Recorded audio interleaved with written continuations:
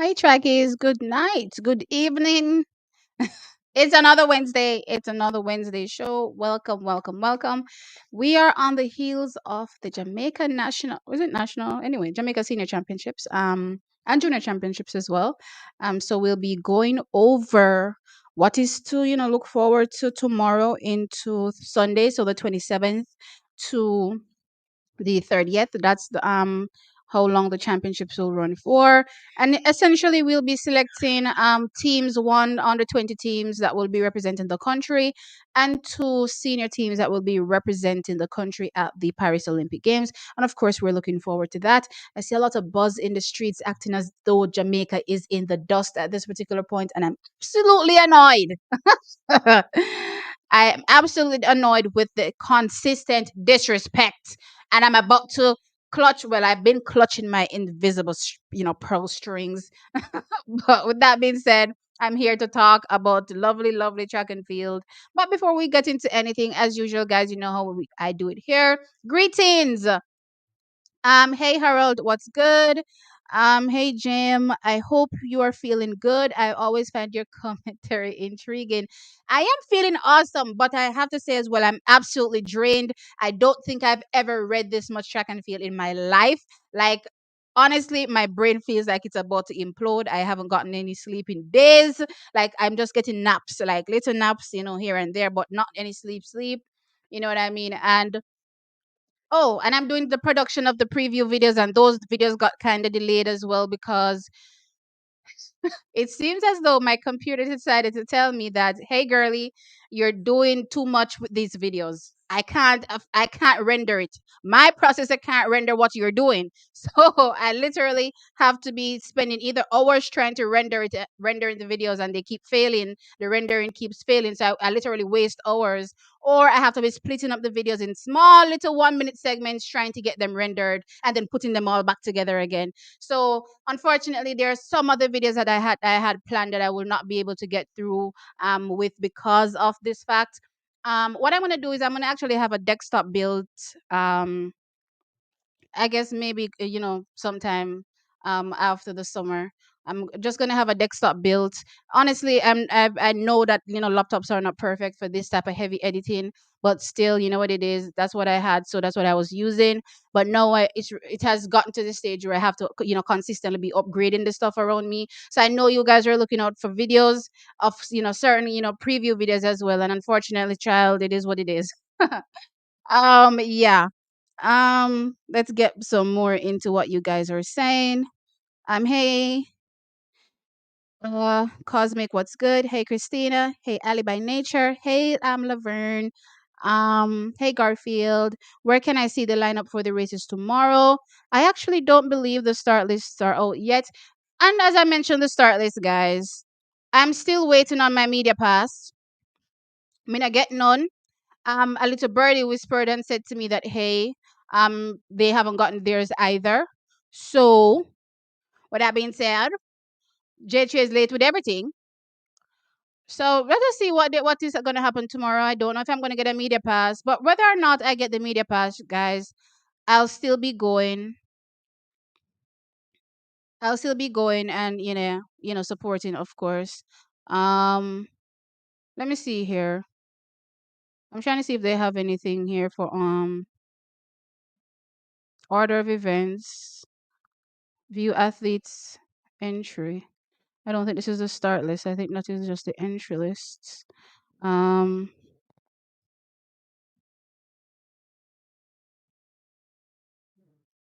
yeah, I don't see one. I'm not seeing a start list just yet. So with that being said, guys, no start list, and we're literally on the eve of the championships, which is absolutely weird. Usually, you get the start list out from a few days before. I don't know what's going on with the J3s. I don't know if it's the change, that happened while they're on the back foot when it comes to the national championships. But child, it just seems a mess. T, will you be at the trials? I wanted to go from tomorrow, but I think I'm just gonna be going in on Friday. So yeah. Um, Stuff just got pushed back, unfortunately. Billing time, no see, huh? It was great to see you at the JA Invitational. Oh yes, Albert, what's up? I will be there. Um, I'm not sure in what capacity just yet. Again, if I get the media pass, then I will be there as media. If I don't, then I'll be just there, I suppose, as a regular person. So let's see. Hey Anita, what's good? Hey Sue, Elaine is out of the championships. Um, what in the God's name are you people talking about? Look here, this stream just start. Don't be giving me random, BOMBS. And worse, if not Nagosa, guys, it's gonna be even worse. You know what I mean? Like, what's the point of saying stuff like that to me when you know it's gonna throw me off? Literally gonna throw me for a loop. You know what I mean? It's literally gonna throw me for a loop. Don't do that because I have not seen any such thing unless it happened in the last few minutes. Guys, please stop. But anyway, since you said it, let me just do a quick search to see if nothing goes so. THOMPSON. Um, let's see.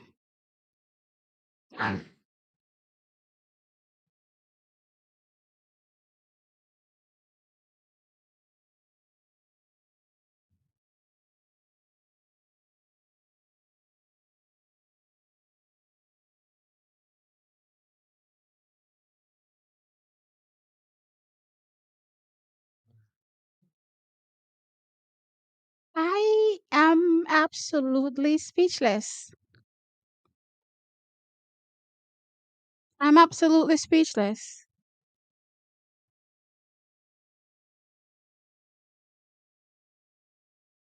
Let me just edit my thumbnail real quick.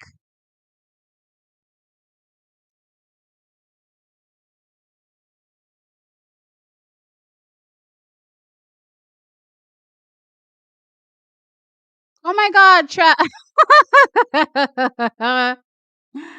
I don't even know what to say. I'm lost for words. Oh my god. I also want to cry. Like why? No. I mean, we'll get into it, guys. We'll get into it. I'm not going to cry right now. Uh, let me edit this one more. Oh my gosh, I can't believe this. I literally can't believe this. Honestly, no. Like, are you guys serious? Let me read real quick what Andy Sports Management had to say about Elaine withdrawing, and then I can get refocused, I suppose, and recentered. Um, yeah, because right now, it's not happening. I don't know what's going on. Okay, so coming from Andy Sports Management, five-time Olympic gold medalist Elaine Thompson. Let me share my screen. Let me just share my screen so y'all can see. Oh my God.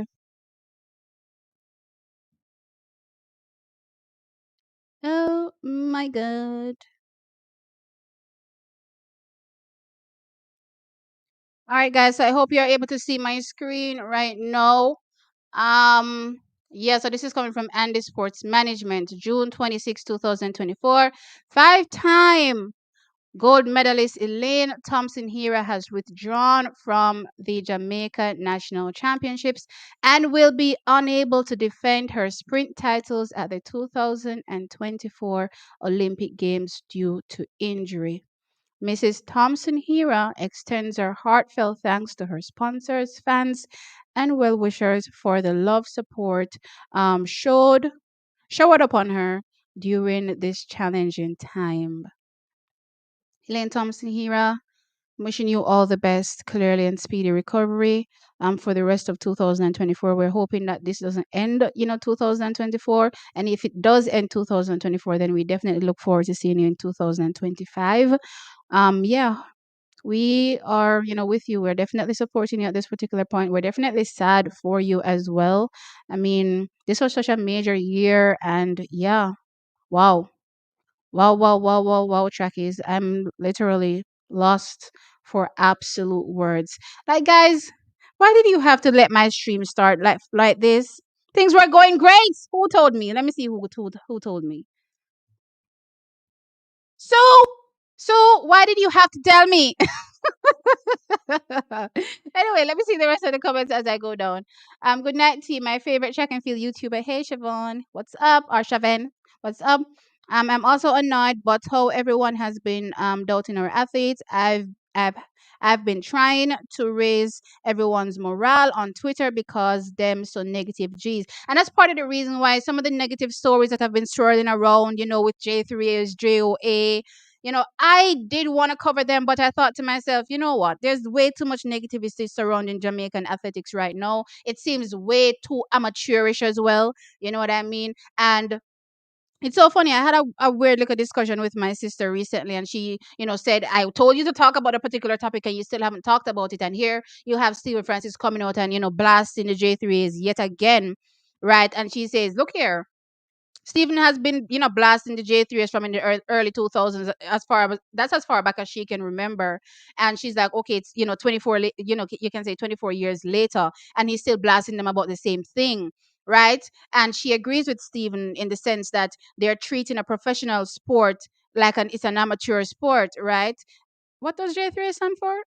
It don't have amateur in it. I pray to God it doesn't have amateur in it. But anyway, right, and that's partly because they have a bunch of people that are in the administration that are not supposed to be in the administration, high school persons running it. Yeah, they can't take the sport forward, and it's the same problem that we're having from way back then. It's the same problem that we're having now. When you look at every other country, there's so many advancements in the sport, taking advantage of just how the world itself has advanced with science and technology. Jamaica is not using any of those things. Nothing at all Jamaica is using to advance the sport in Jamaica. And she was really annoyed. I invited her to say, hey, girl, come and talk on the show. But she's like, I ain't got no time for y'all. So that's what happened. But yeah, I don't know what's going on with the J3s. I wonder why they chose to start the 100 meters so early in the morning. Hey, Dondina, what's up? Um, did you see the breaking news just now about Elaine? Yes, you broke my heart, so thank you. I appreciate you breaking my heart. Oh my God, that is the preliminary for the really slow men who haven't ran fast. The main 100-meter men who've been running at least 10:2 won't be competing in the morning. Hey Husk, what's up? Wait, so oh no, the start list aren't out. That's just the schedule. Okay. Um. Yeah, Sue is not joking, guys. Sue is serious. Serious, serious, serious. It is a thing. I can't believe. Hey, Dr. JD Smith, what's up? It's finally trials time. Yep, and we get the first crushing news is that Elaine Thompson Hera has withdrawn. Let me know your thoughts in the comment section below. And all I pray I don't see facts not fiction tonight. He's probably someplace in the chat, right? Waiting to jump in the moment he hears the word Elaine Thompson Hero. So he's probably here in the comments already, right? Guys, it's not the time to tear down our athletes. Please, thank you.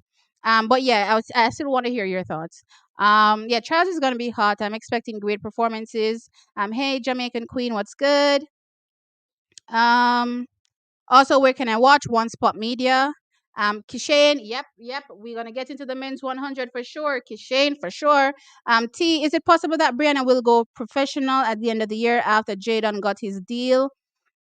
He went pro not long after. Well, I think the circumstances are different because Jaden, went pro being a world leader, under 20 leader, everything leader pretty much. So he was in the perfect position to get the best deal, out of going pro. And his coach did come out and say, hey, if you're gonna go pro, might as well it's worth it, right? So for Jaden, it was worth it. For Brenna Liston, there's so many other athletes. That did better than her in terms of results this season, right? So we're talking about even what's her name that didn't make the 100, and I thought she would make it anyway. Whatever her name is, she got the Adidas deal. There's still Jasia Shears as well, even though she pulled out of the American Championships. She was still the best performer over the 100 meters so far, you'd say, this year. So she wasn't the highlight of the year. So would she get the best deal? No, maybe not. Do I think it's time for her to go pro? No, I don't think this is the year for her to go pro. I think she needs one more year to really solidify herself in the game, and in the NCAA system, be able to handle the rounds as well, and compete, under rigorous circumstances. So, if she's gonna go pro, remember she's gonna be running against the best of the best in the world, not just locally but also internationally. Jamaica has some of the best athletes, to date in the women's 100 meters, right? So going pro would have to make sense, right? Going pro would have to make sense. I don't think it makes sense right now. Let her continue along the track that she's doing. In my mind, just looking at her 2024 season, though, I was saying, providing that she can build on that in 2025, then I think at the end of 2025 is a perfect year for her to go pro. Um, hey Michael, what's good? Oh, and I don't think I said hey Smitty, but hey Smitty. Um, Elaine Thompson here withdrew. Yes, sir. Charlene Jenkins, good night. What's up? Thank you, Charlene. I appreciate it. Elaine won't be competing in Paris. Guys, my heart drop out. My heart drop out. Hey, Ryan, what's up? Love you loads too. Oh my God, guys. My heart a drop out for Elaine. Dr. JD Smith says, yeah, I heard Elaine won't be there. Her management team just posted it. Yeah, guys. LOL, it's breaking news. Yes, so boy, may I tell you, no stop my heartstring a pop right now. I'm so sad for Elaine. It's wild. Literally just heard from someone a while ago. Yep. TH2 Elaine pulled out. Come on, T. You know I don't talk ish. This is so, it's not about you personally, so but sometimes persons come on here and just drop news on me, and then when I check Instagram or I check Twitter, it not no go so, you know what I mean, but I still checked, and I verified that, yeah, you were telling me the truth I actually didn't want to hear. You know what I mean? That's the worst news, I suppose you'd say, on the heels of the national championships. But guys, life happens as well. We just have to roll with the punches. Yes, disappointments come along, but it's not sometimes not what doesn't kill you will make you stronger. It certainly won't break her, I don't believe, right? So again, let's see how the years, the rest of the years that she has left in the sport. Let's see how she progresses. But yeah, this is crazy, crazy, crazy, crazy. Um, she has been injured. Yep. Yes, she has. Hey, ML Shaw, what's up? It's on Twitter. She's out. Yep, I just saw it. Elaine will not defend her Olympic sprints. Yep, yep. Now my headache is even worse. Welcome to the club. Welcome to the club. It's okay. Take time to process. Oh yeah, I'm gonna be processing it overnight. Uh, I don't love this track season. I mean, guys, even though, stuff is not going well with Elaine and maybe a few other high profile athletes, I don't think we should damper the other athletes' moods and not give them the support they need, because they need our support as well. There are quite a few Jamaican athletes that, are expected to do fantastic things on the global stage, and we can't be sitting down wallowing in our misery over the fact that, Elaine won't be there, because others will be there representing Team Jamaica. You know what I mean? So yes, we're, heartfelt feelings go out for Elaine Thompson here in this moment. But let's not forget the big picture, and the big picture is, supporting the rest of the Jamaicans that are on show. Yeah, no Elaine. God, my head is spinning right now. I feel you, Shamar. No A thing, no Elaine. It's interesting that you said this. No A thing, no Elaine. I watched a very controversial video on YouTube recently by the young man that everybody calls a hater to Noah Lyles. I don't remember his name. I don't remember his name, guys. I'm drinking some tea. I don't remember his name, but what name? Whatever. He did a very interesting video a few weeks ago talking about the DRUGS in sports in America.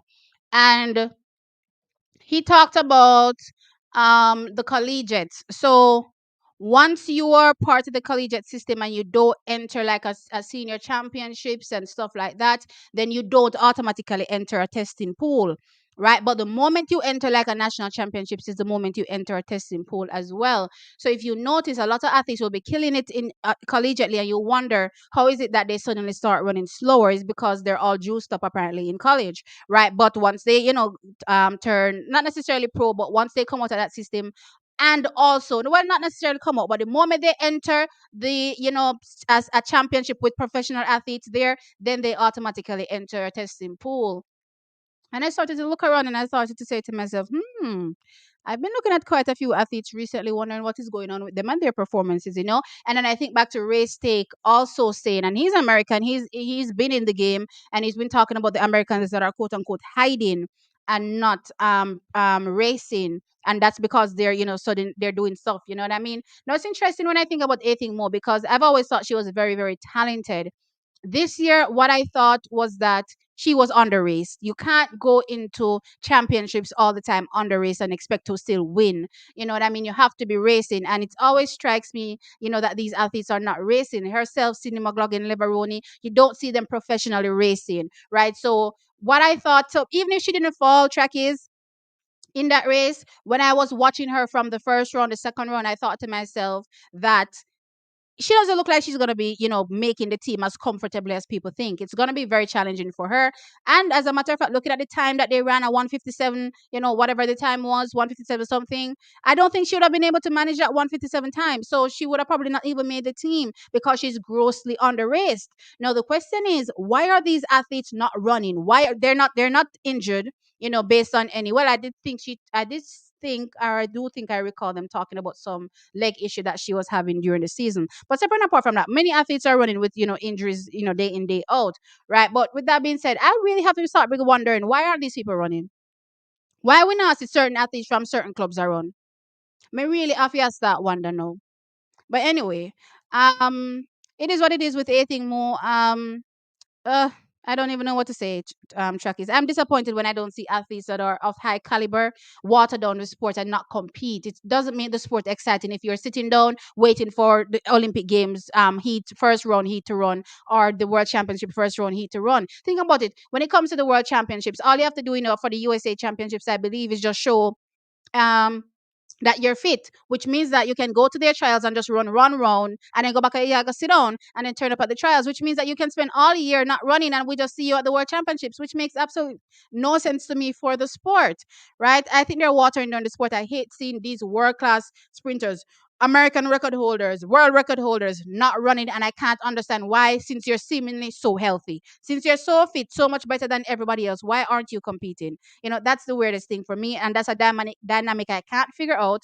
But when I was watching that little video from that little young guy, I thought to myself, this is a quite interesting take. And then I spoke to my sister, as I did indicate, and she was pointing out, I'm not gonna call no names, but she pointed out quite a few athletes, and she was saying da da da da da da da da da da da da da da. Check the performances then versus now. Check who is hiding. Check who is all of a sudden getting all of these whereabouts failures. You know, I'm like, ooh.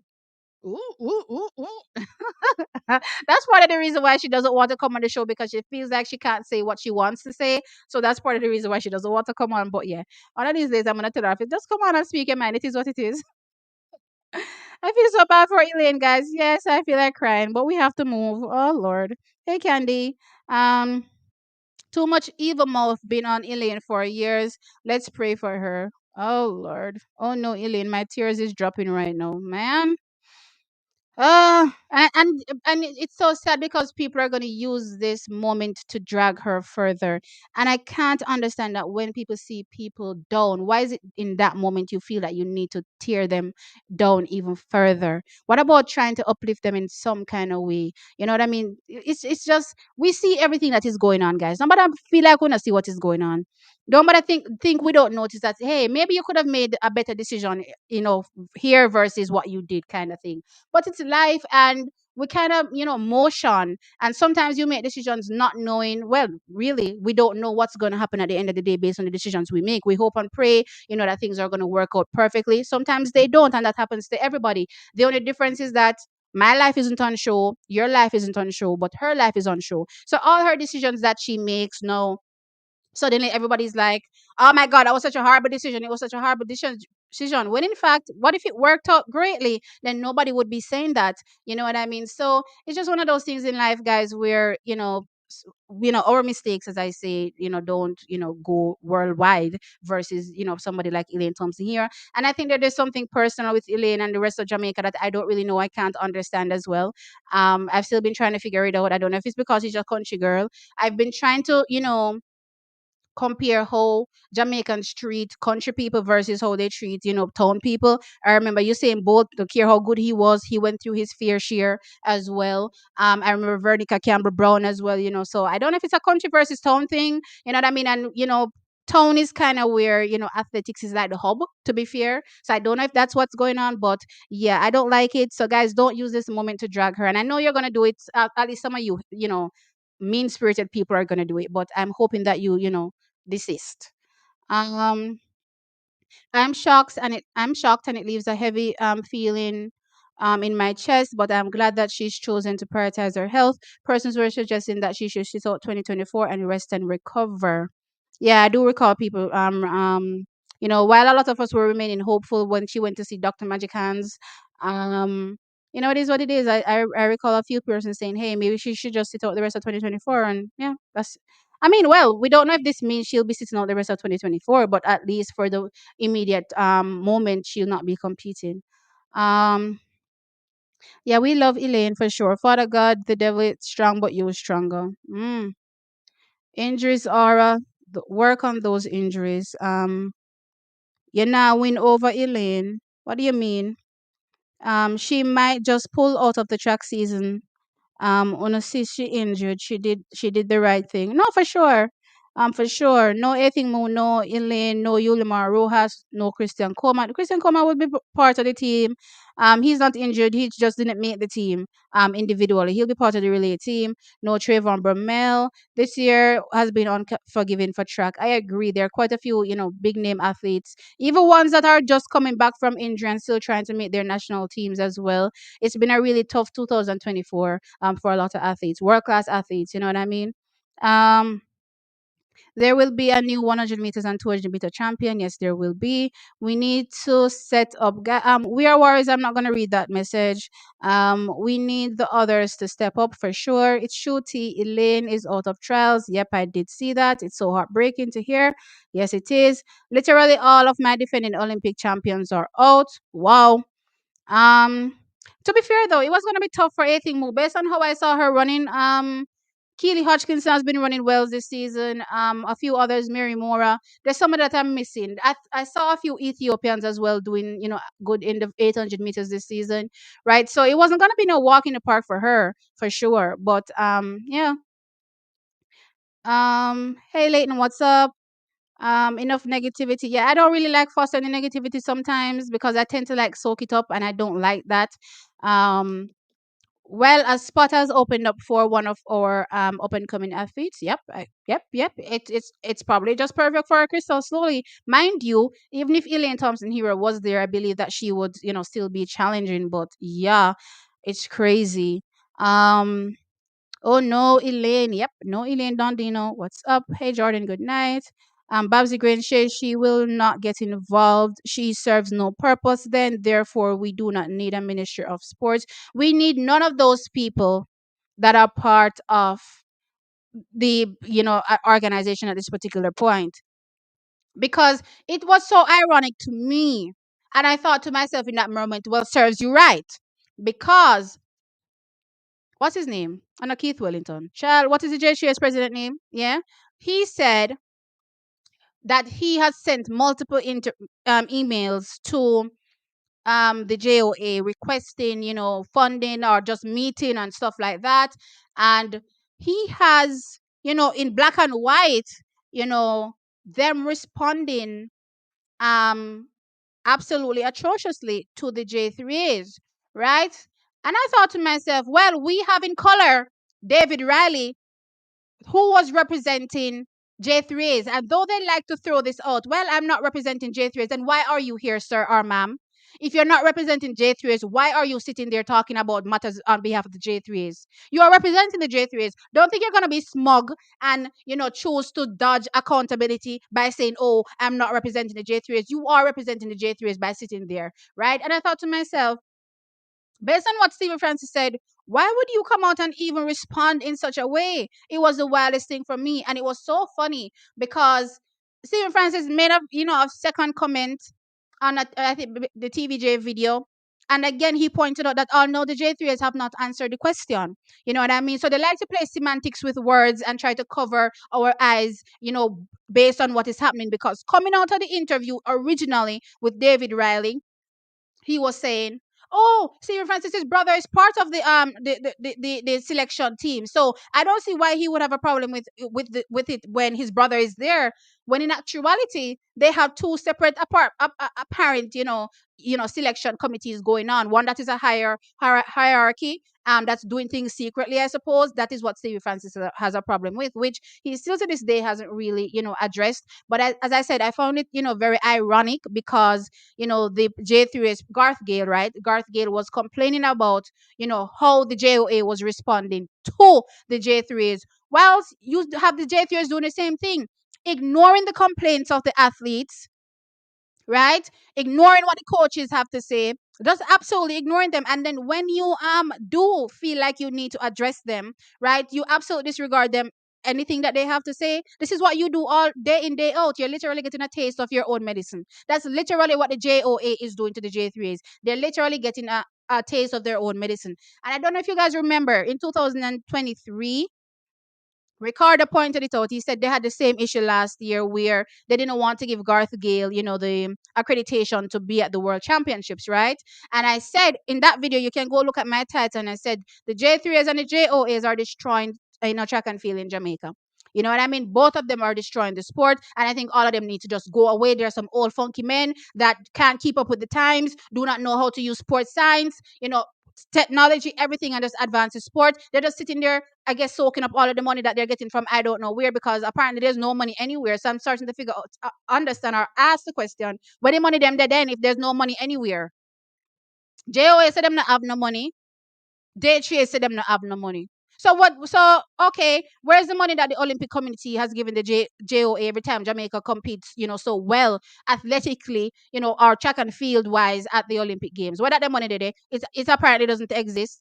Two, J3 is where the money where Puma appear you for the Jamaica people them wear Puma pan them clothes. Where that the money today? So it's doing nothing. So no, there's no money nowhere. Okay, it's quite interesting. And then randomly, the sports minister finds money from I don't know where and decides, oh, we're going to be paying the athletes. So I'm saying, okay. Isn't it interesting how these people just randomly find money out of the sky? Out of the blue when they've been claiming, oh, we don't have any money. But you just randomly find money all of a sudden. Oh my gosh. Um, I mean, in life, you win some, you lose some. Yeah, I agree. No Ethan, no Elaine, no Chris. No Yulimar. Christian Coleman will be there. Relay perspective, relay wise. We are warriors. I'm not reading that comment. Hey TSE, big up. Exclusive, big up yourself. Hey Keisha, what's up? What time will it be starting tomorrow? Guys, I don't even have up the schedule at this particular point, but let me pull that up because that's not what I was planning to go through today, not the schedule, but the actual start list. And here I am talking about Elaine Thompson here and everything else not being a part of, this 2024 campaign for the Olympics. Oh my God, how heartbreaking. I don't even know anymore. I'm confused. I don't even feel like I want to do this show anymore. Oh my gosh. I don't be feeling like I want to be doing the show anymore, guys, because I'm so heartbroken. Y'all know me and Elaine. But yes, I'm trying to give my energy to the other athletes as well. Um,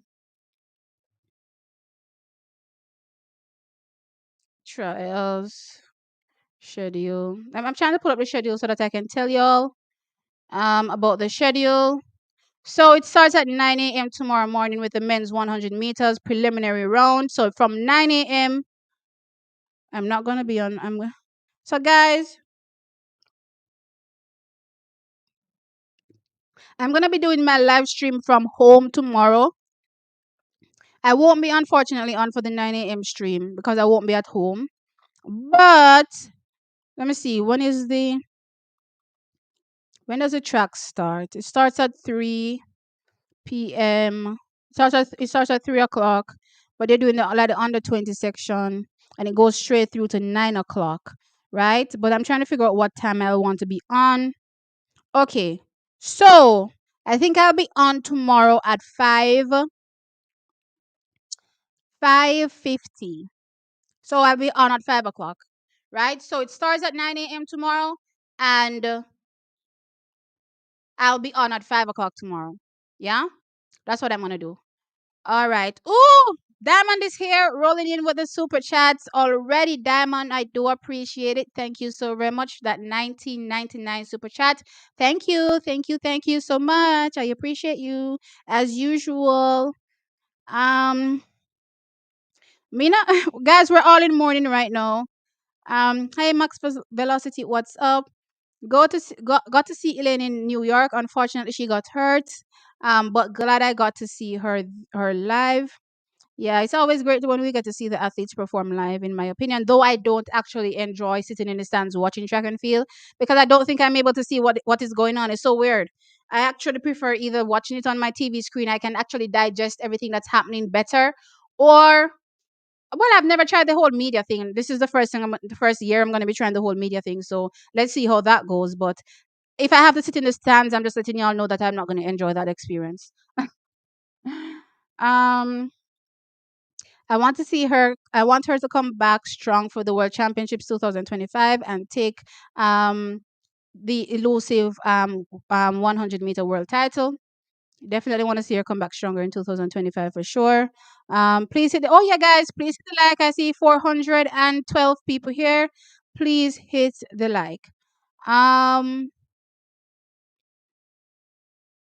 I think Brianna needs more collegiate experience before going pro. I agree as well. She needs, yeah, that stamina and endurance definitely needs to be brought to a certain level if she wants to be able to compete, against the best in the world. So yeah, she may be able to run, super fast, but there's a necessity there for her to run it consistently. So when you're running against the best in the world, you're going to have to be back to back performing at that high level.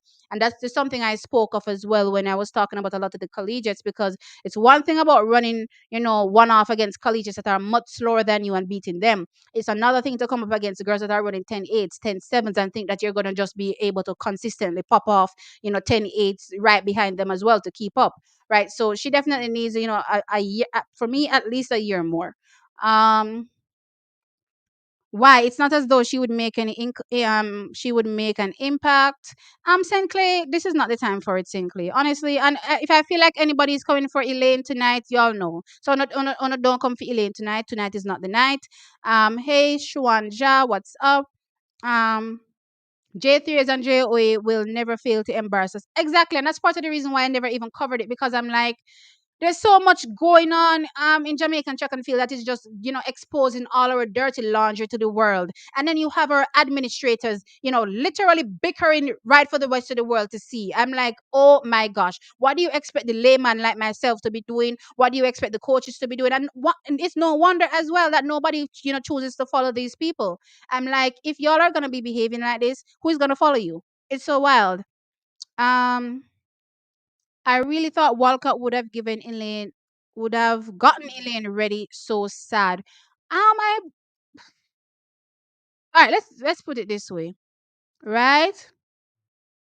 When it comes to the Elaine Thompson hero situation and what's currently going on, clearly coming out of last year, Stephen Francis said the most important thing with Elaine Thompson hero is that you have to keep her, healthy, because she breaks down, you know, frequently, correct. So with that being said, considering that she breaks down frequently, whatever coach has her, um they would have to be able to manage those injuries.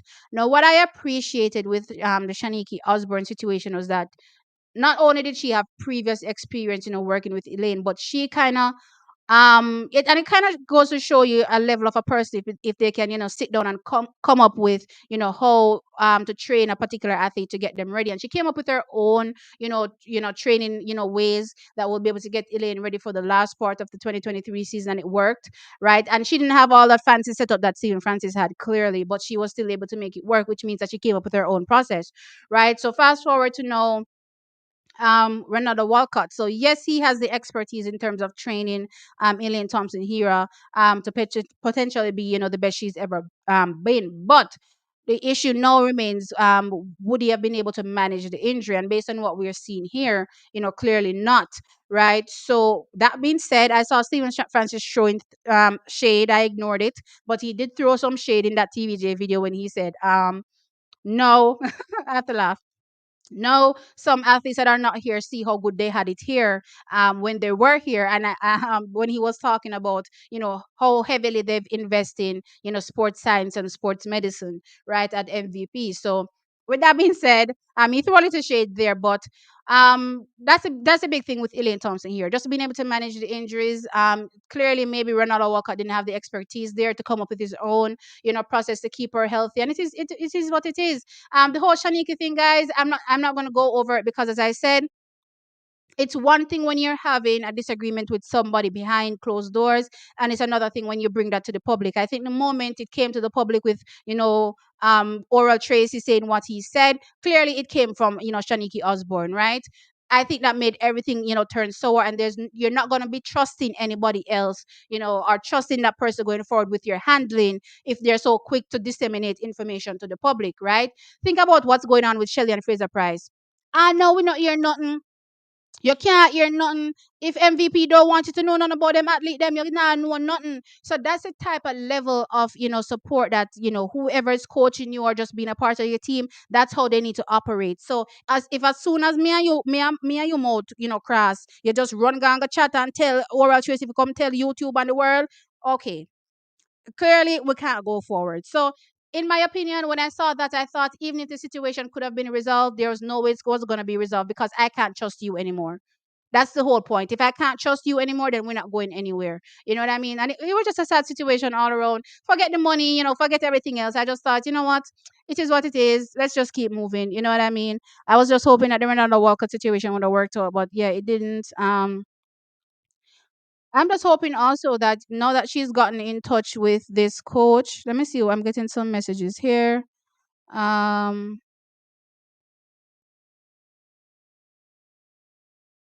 Let me see what these people are saying here. Um, da da da. I think okay. Um, so let me drop this. Um, Elaine says, okay. So Elaine made an update to her Twitter, and she says, "I will be back." Oh my God. She should have stayed silent. Let me share this.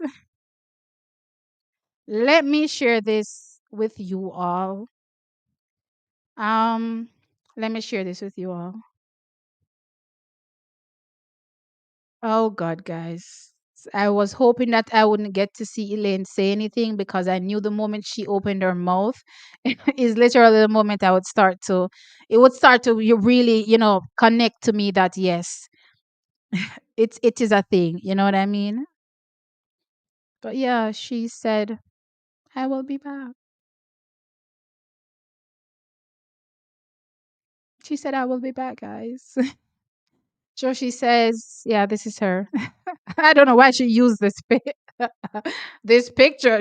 I guess she said eyeing her injury, like, why did you have to do me that? No, you know what I mean? But it is what it is. But she says, I will be back. Um, in one breath, I'm saying I'm sad. Well, not sad, but her saying stuff is gonna clearly make me emotional. But I'm happy she said something. I'm happy she came out and let us know. Hey, it's not the best time, clearly, but guess what? I'll be back. And just those short few words, those short few 4 words are so impactful, at least to me. It's letting me know that yes, she's going through this, but yes, she hasn't given up. She definitely hasn't given up. Let me see a few of the comments underneath this post. Child, I need to stop crying. Yes, you will. Prayer and goof, and I guess this is good health to you. Big up, wishing you good health to show the world why you're number one. I'll die loving you. Let me clear what? I'm not sure what some of these people are saying. Um, but yeah, Guys, that's pretty much it. With Elaine Thompson Hero. Let me just drop a heart on this post. This is my TXT Track Time page, I think. Yeah, I think so. But yeah, child, I was not expecting that. I was holding it in so good. I was going so good, and they had to just she just had to say something. Um, go back to Osborne, guys. As I said, there's a loss in trust, and once you lose trust in somebody, you're not going to work with them, regardless of how good they are, and that's just what happened. Um, I'm really sad Elaine won't be there to defend her title, but her health is more important. I'm hoping that she may recuperate speedily from the injury. Me too, as well. Hello, just saw the news. We moved Tokyo 2020. Um, Elaine triple. Let's be. I'll be there. Oh, at the World Championships. It's Tokyo. Okay. Um, who's your top three in the men? All right, let's go over some of these because clearly I haven't started talking about the trials. All no, I'm in 45 minutes and I'm still stuck on the J3As and Elaine and so forth. All right, let me just get through a few more of these comments and then I'll get into the trials. Right. Um, yeah, guys, please hit the like. If you're not hitting the like, what are you doing? I see 495 people here, guys. Thank you. I appreciate you showing up. Hit the like. Honestly, at this point, Elaine and Osborne could have been a better coach athlete matchup. I agree, but others, situations cause it to break apart. And guys, as you know, maybe you guys don't really think about it, but it's important. Yes, his name is Erin Brown. He's messy as hell. He is so messy. But you know what? And can be seen as a hater. You know how Americans love to say hater this, hater that. He can definitely be seen as a hater. But I was very intrigued watching that video. I was like, okay. Hi Smitty. Thank you for that $5 super chat. I appreciate it. Thank you. Thank you so much. Um, Let's keep going. Health first. Yep, I agree. Healthy. Let's keep her. Let's get healthy. And if you're not able to run anyway to your standard, or if you're not able to compete at least with the people that are there at the national championships, then it's practically also pointless. You know what I mean? So yeah, there's that. Um, she was hurt for the most of the season. Yeah, I think Mo and her team messed things up for her by under racing her. I don't know if she'd have Eva come to the top three regardless. Yeah, that's my thought. I was watching the first few rounds. I do not believe she would have made the team, or it would not have been easy for her to make that team. For sure. Absolutely. I got another super chat. Thank you guys. Gary, thank you for supporting the channel, Gary. I appreciate it. A $5 super chat, guys. Thank you. The track and field season is getting high, guys. See how much technical issues I'm having. My laptop is literally smoking because I'm trying to edit so much. This support goes a long way. Thank you. I appreciate it. Let's see. Yeah, Elaine is out of trials, guys. That's the breaking news. Elaine is out of trials. Um,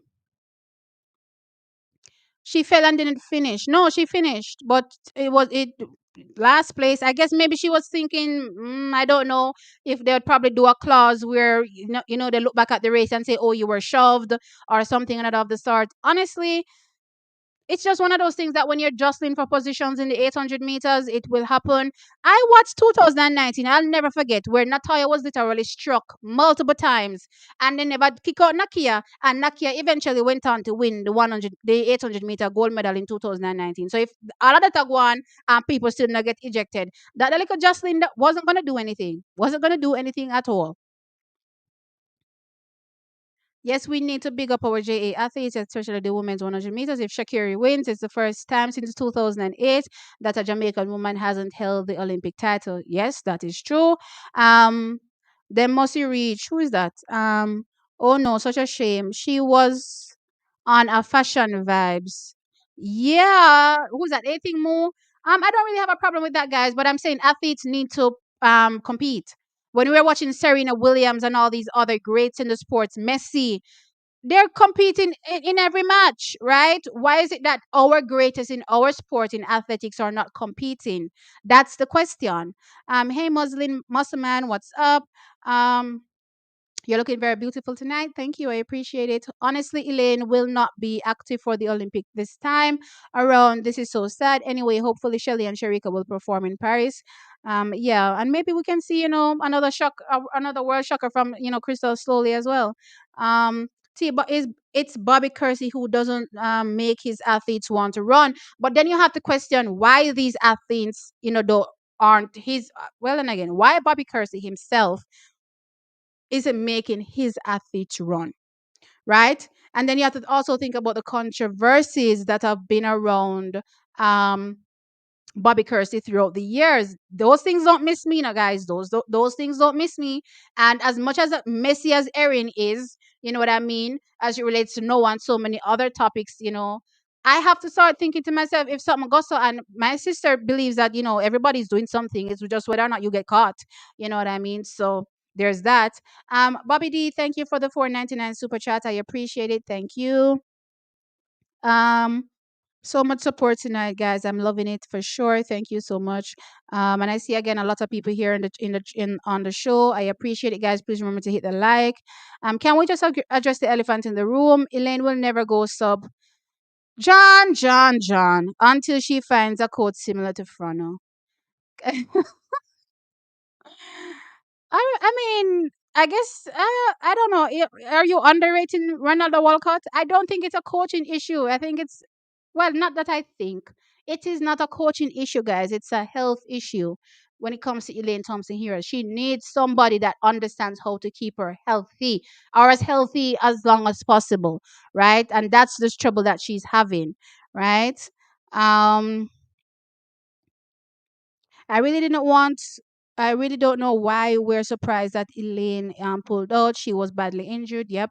It doesn't really come as a surprise, but when you're still hopeful, guys. I think that's what a lot of us are going through right now. We're still hopeful, but it is what it is. So we understand for sure why it has happened. But yeah.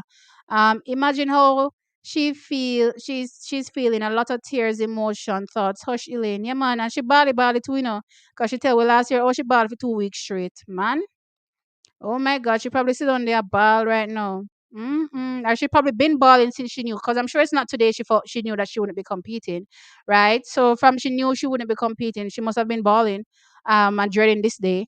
Um but I don't get to why you associate doping with athletes of Bobby Kersey, or it's not just an American thing.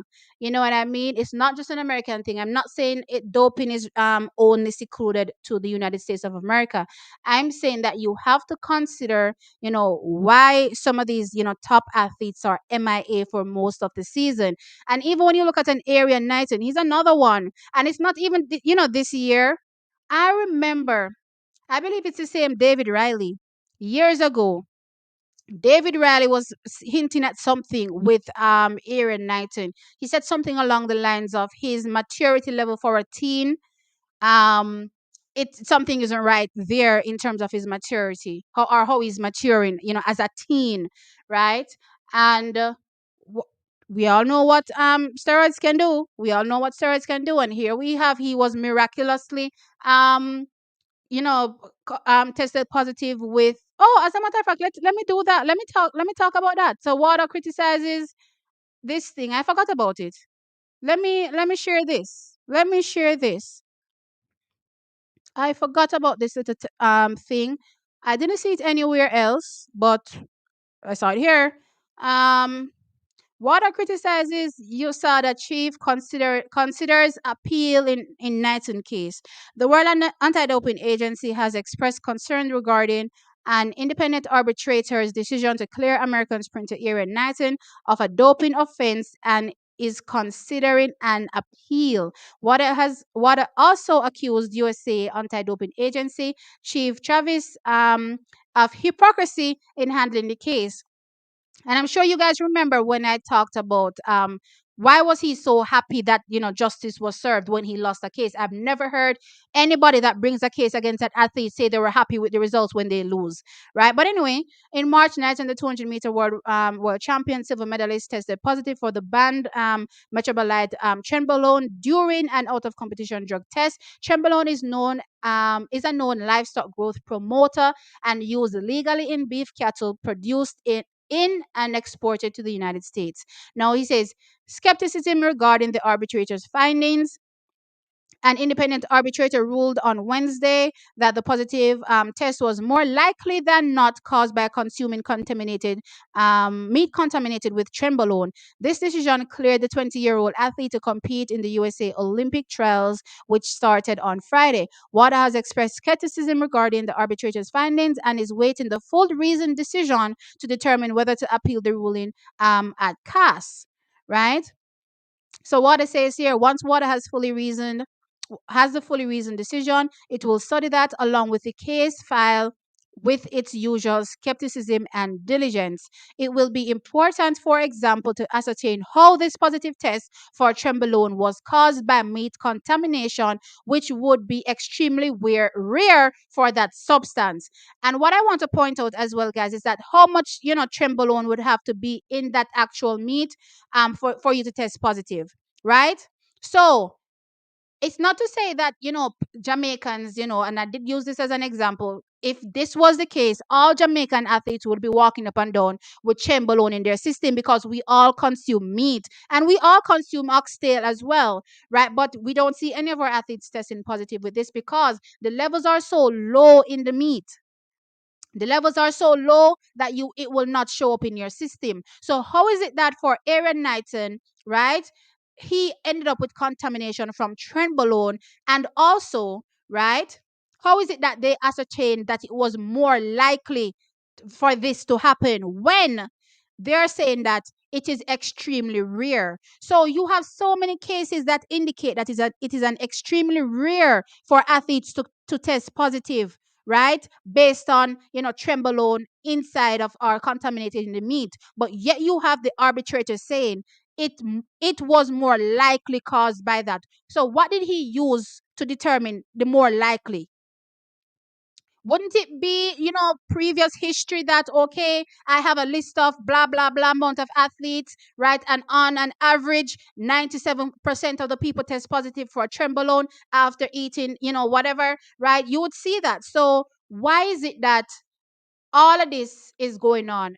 I agree that there's something shady going on, right? And I don't care what you all want to say and pick up for athletes. When it's Jamaicans, I say to you straight as well that something is fishy. When something is fishy, something is fishy. And in this case, something is very, very fishy. Um, but anyway, I don't care what none of y'all want to say about these top flight athletes. Something to right in at the buttermilk if all a uno now run. Something to right. You can't use 2024 to judge Jamaican athletes talking about Sherika and Shelly when Sherika and Shelly stay running on the circuit year in, year out. The 1 year them now run, and the 1 year one not talk about something to right with Shelly and Elaine. When I don't know say not Shelly and Elaine, Shelly and Sherika. When y'all are visibly seeing their struggles this season, oh please come off it. You're not going to use them and say, oh well, they're not competing every season. These are athletes. As a matter of fact, the Jamaicans run more than anybody else. And it's only in recent years, since Shelly has gotten older, she's had to pick and choose meats. From what the coach said, the constant travel from LA to Europe is a hassle, so he doesn't really allow his athletes to travel. Nonsense, Alex. There's so many meets in the United States of America. That's not flying. I heard that comment as well, and when I heard it, I said, really no. Yes, T, your sister needs to grace us with a live. Miss those days. I'll tell her. Um, Tell her to make an appearance. I'll let her know. Um, Boring up the sports is the bottom line. It is about it. The sport is extremely boring. The best of the best are sitting down someplace on their couch, not running, and we're seeing athletes that are C tier running. We're not gonna get the high class level competition that we need. The best of the best in every sport are competing. The LeBron Jameses, the whoever you want to call on, and whichever sport, they're consistently competing. Unless they're injured and you can see say Messi foot broke, Fufa foot broke, or whoever has an Achilles rupture or whatever the case is, they are consistently competing. While going for track and field, then they say, oh, they're not getting enough money, right? But how are you going to get enough money if the sport itself can't be marketed because nobody's running? You'll never be getting enough money. The money will never be enough because it can't be marketed the right way because the high level people are not competing. So to get that money, compete so that the sponsors can see you, so that the sport can start to attract more money. I think Civil will perform well. Yes, I think so. Don't take it personal, T. Jamaicans don't like being disappointed. I don't even remember what I took personal, but yeah. Sydney did compete way more than Shelly and Sharika this season. But I do understand your point. Only I don't think it applies to Americans. No, I'm not saying it only applies to Americans. I peep other athletes around the world. And I said it really started to come together in my mind because I was not, considering it until I watched that video, and I thought to myself, as much as I hate who this young man is, you know what I mean, according to a lot of people, because I hear people drag him all the time. He's actually onto something here. You know what I mean? I found it very interesting. Yes, guys, Elaine is no longer competing at the national championships, and she said, I will be back. I can't feel sorry for Ethan because she ain't running. So though she was injured closer to the trials, she never was going to run no bunch of races on the circuit. Exactly. I can't feel for these athletes that are not competing in the sport, making the sport dead and dry. And as a matter of fact, now I'm looking at it and saying I don't even want any Americans to win any competitions anymore. Because when you look, so let's say, for instance, Shakiri wins the Olympic 100 meters. She's going to start to rake in all of these brand deals. And she's going to realize that, oh, I'm making so much money off the track that I don't need to run. Remember what eventually happened to Usain Bolt? Though it took so much years, Usain Bolt was still competing, but he knew very well that he was making much more money off the track, right? You'd have barely see Usain Bolt, at a few circuit races here and there, in Europe. Otherwise than that, you see him at a championship until he eventually retired because he was making so much money. Look here, you see, once those Americans get that bag, them gone. Listen to what Carmelita Jetta had to say. Them guys sit down cause they rich now. Them all right now, them set for life, pretty much. You know what I mean? So now I'm looking at it and I'm saying, I don't even want y'all to be winning. Because when I start win, and I go sit down. I see what's my Kenyan girl name that I love? Faith Kipyegon. She wins year in, year out. Win, win, win, win, win, win, win, win, win. And she still a run. And she still get up every year and a run. This is also one of the first years that Faith Kipyegon hasn't run a lot. She came out at the African Championships to run, or was it the Kenyan Trials? Whichever one. She came out to run. I think it was the Kenyan Trials, right? But otherwise than that, this is one of the first seasons you haven't really seen her run, and she was also somebody that was struggling with injury setbacks as well, right? So you're gonna have one-off seasons where athletes don't compete as much as they typically compete. But when you look at a Shelly over the years, you can't say that Shelly hasn't been competing. You can't say that Sherika hasn't been competing as well. That would be grossly unfair for you guys to say. See, you take things too personal more while. Yes, that's because I'm T and I'm not Uptown Kingston. Um, no, Elaine, right? That with tears, I'm defending her to the end, like Chucky. Yeah, man. It was tough to see. It was tough to read that for sure. Happy for the Jamaican Young Guns. All right, guys. So now we're gonna jump into why we're really here. Let's talk about the Jamaica Senior Championship. So there's no Elaine. Perfect time to talk about the women's 100 meters. Let's start there. Let us start with the women's 100 meters, since we have breaking, shocking news there with Elaine Thompson here. So let's go look at what's going on with the Jamaican women this season. Um, Let me just share this page so that you all can see what's going on. From a times perspective, performance this season from our Jamaican athletes, and then we can, break things down little by little. What am I doing?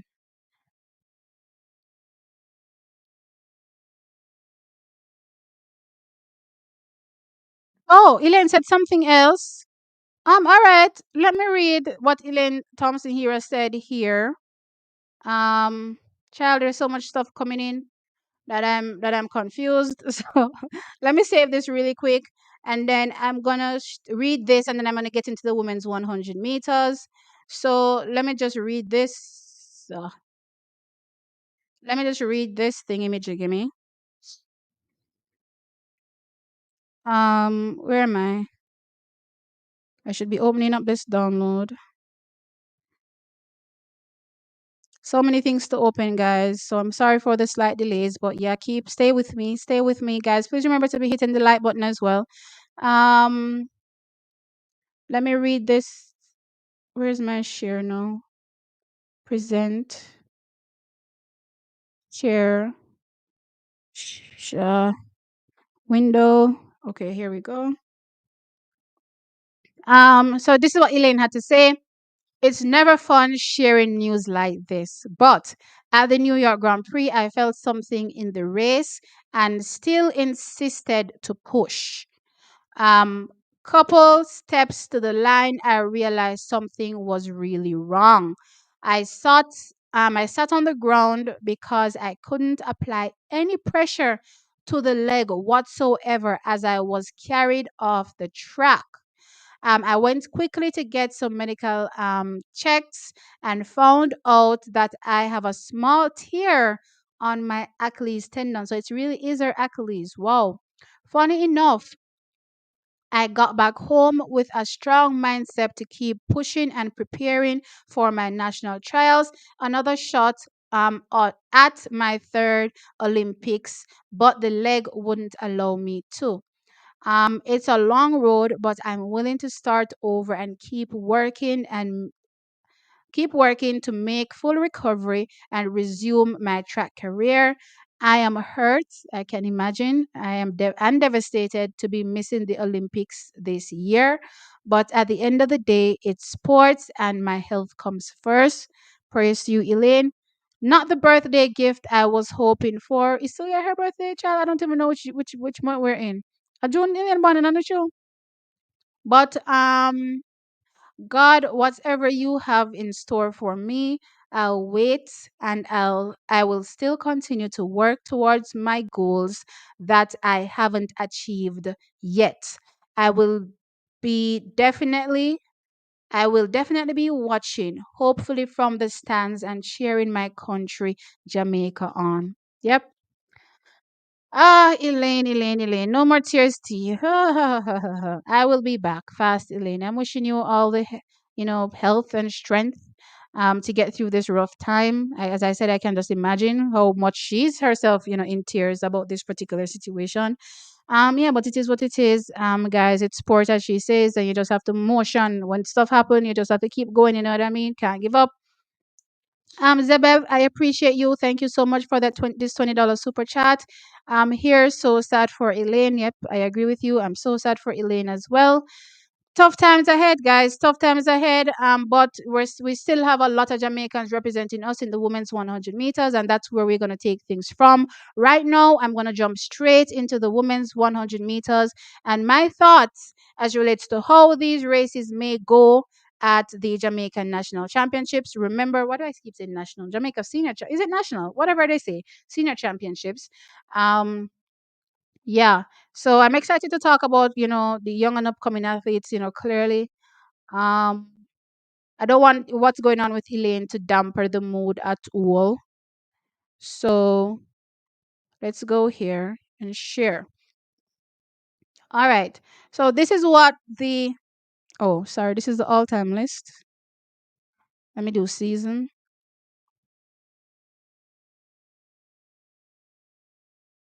Let's change this. Let's change this. Okay, here we go. So this is what our season is looking like from a Jamaican perspective. Clearly nothing, remotely close to what it typically is, in other seasons, right? But um this is where we're at. So we just have to work with what we're getting, yeah. So Brenna Liston clearly is not a part of the conversation. So she sits still as the fastest Jamaican. I expect, this time to be changed drastically come this weekend, right? But yeah, she is the fastest Jamaican so far with that 10.91.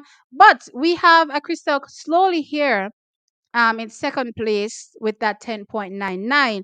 And what I like is that she has a consistent range of performances, right? So it's not just a one-off 10.99, but we saw that 10 was it 11.08, performance from her, a few 11 twos as well. So you would say that this is a nice little consistent string, of improvement that you'll see from Crystal slowly this year, which doesn't say one off, you know what I mean?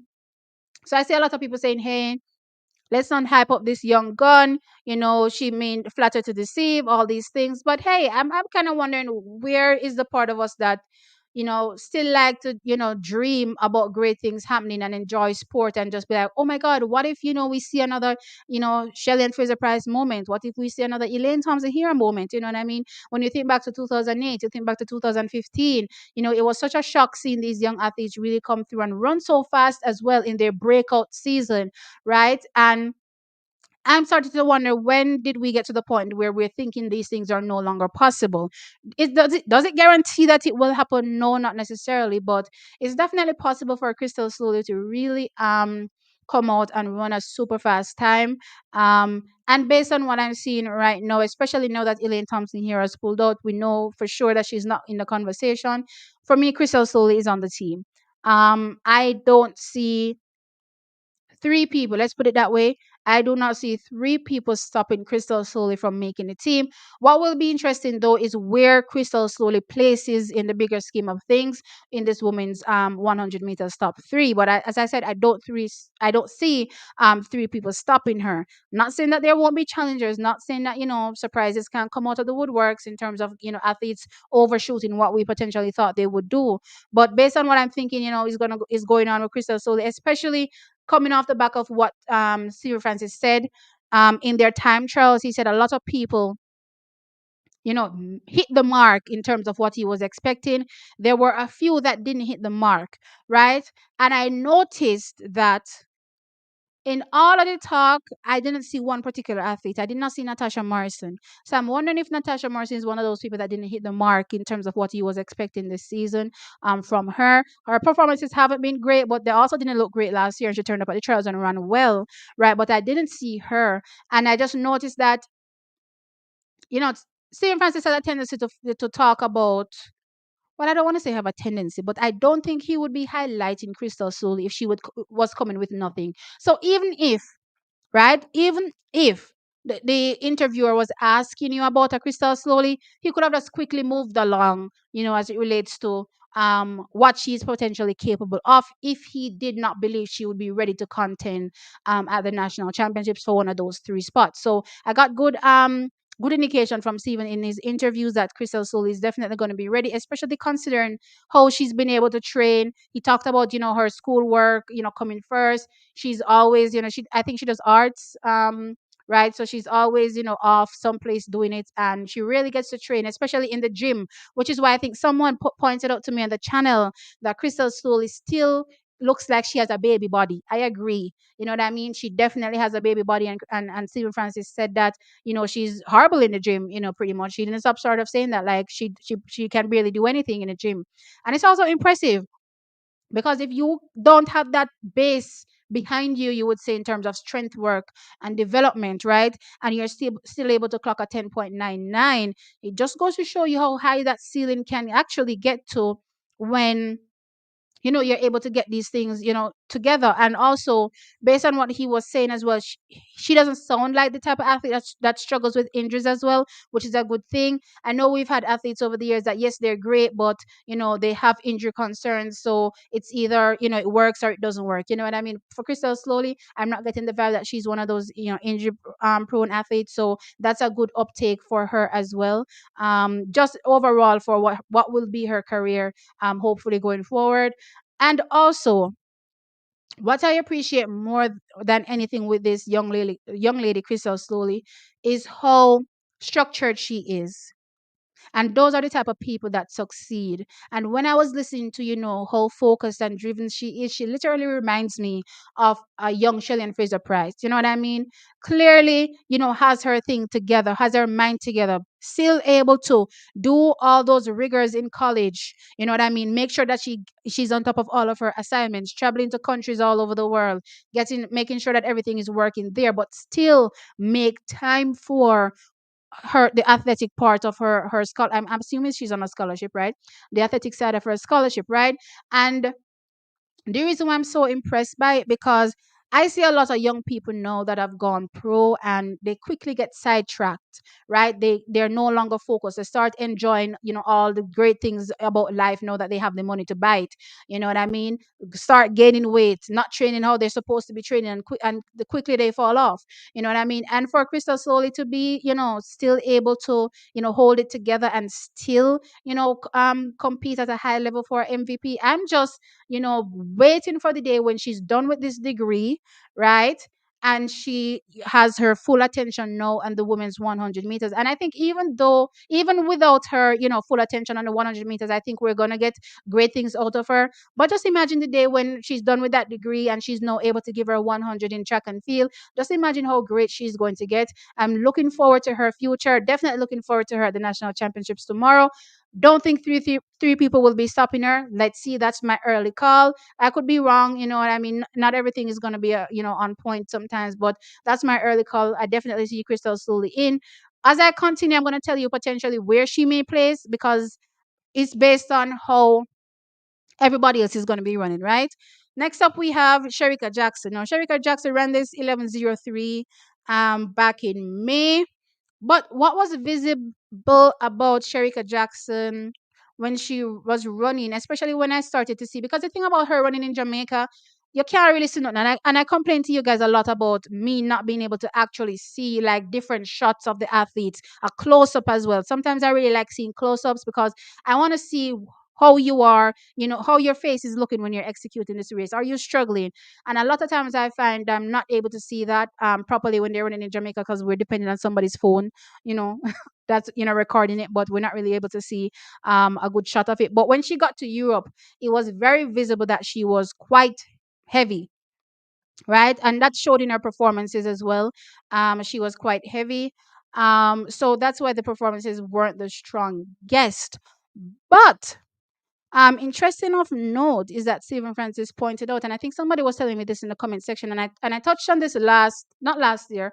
I think I've been touching on this just over the years of Sharika being in track and field, and I said she and it's so weird because Sherika is coming from running sprints, in high school, but still, she doesn't strike you as a natural sprinter in the sense that I don't know if it had something to do with the 400 meters, but that turnover isn't as natural as it is for like a Shelly, Elaine, even a Shakiri, right? It isn't as natural. So Stephen Francis pointed out that because she didn't do indoors this season, it took longer for her to get going, right? Don't know why she gained so much weight though. I don't know if she was eating too much purity buns coming. Also, she loved the purity bun them and sitting. So I don't know if she was falling off in that aspect or if she was just bulking up base because she was loading. Not sure, but she gained a lot of weight. Long story short. But based on what I saw at the MVP time trials, and based on again what Stephen Francis was saying, and I can show you a little snippet of Sharika Jackson in the time trial. Let me stop sharing this for a moment. Let me see if I can find a little video of Sharika in the time trial. Da da da da da. Where, what did I do with that video? I have so much stuff I don't even know where I'm at anymore. Okay, this is Sharika. So let me present video. Let's look for the video. Okay, here's the video. Reverse. Um, of course, she's under really Pablo's Let me tutelage. mute this. Yeah, because I don't want to be getting any.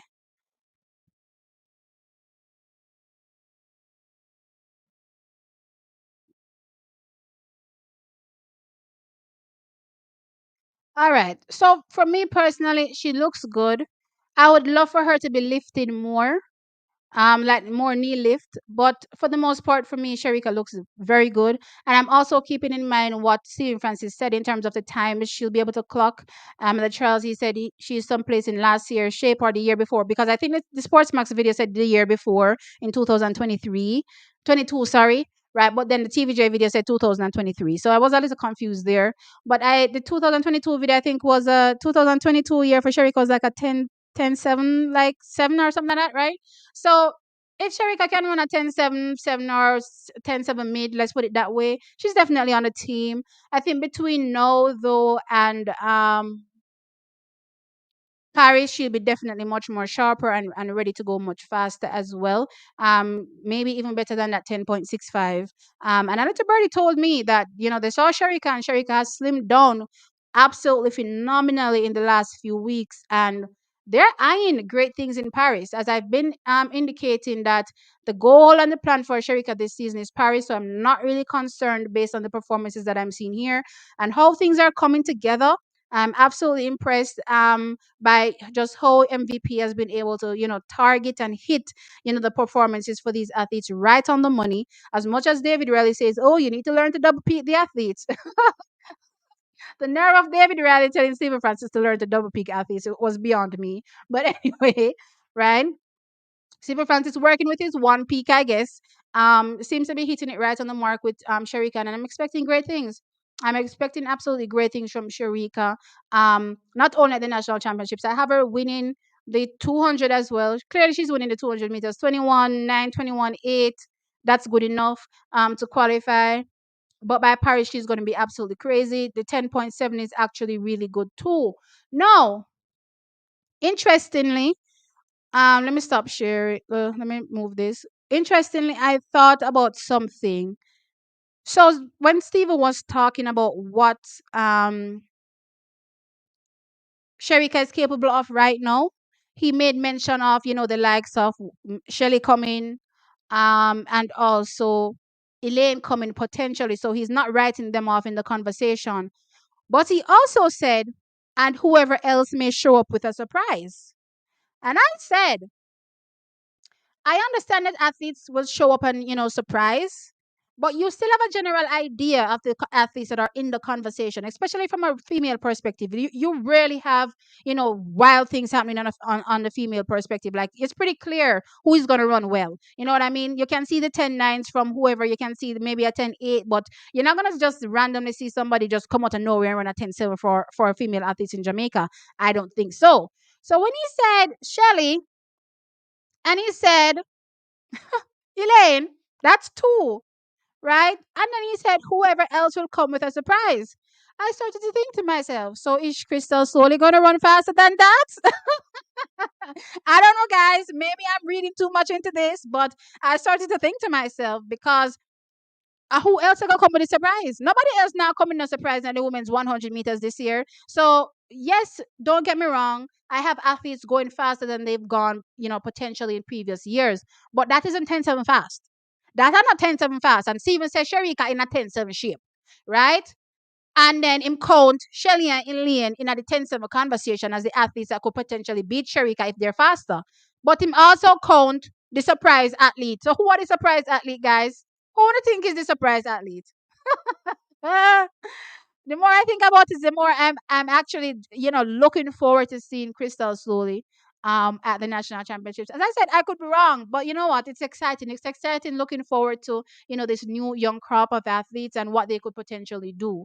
Um Moving on, let's get through the rest of the people really quickly because I think I spent a lot of time talking about Crystal slowly. I think and Sharika. Oh no, let me speak on Shelly. Um where is my share? Present, share screen. Da, da, da, share. All right, so here we have Shelly Fraser Price this season. She's done in 11th with this 11.15 seconds. I know a lot of people were saying, oh, the run was bad. I looked at that run, and I care how I look at that run. For me, I didn't see the problems everybody else saw. Right? I thought it was just a well measured race by Shelley Fraser Price, not giving anything. You know what I mean? Didn't look like she was struggling as well in the race as a lot of people made it out to seem. You know what I mean? Didn't look like she was, trying her hardest, as some people explained, trying to, get past Jordan Williams, right?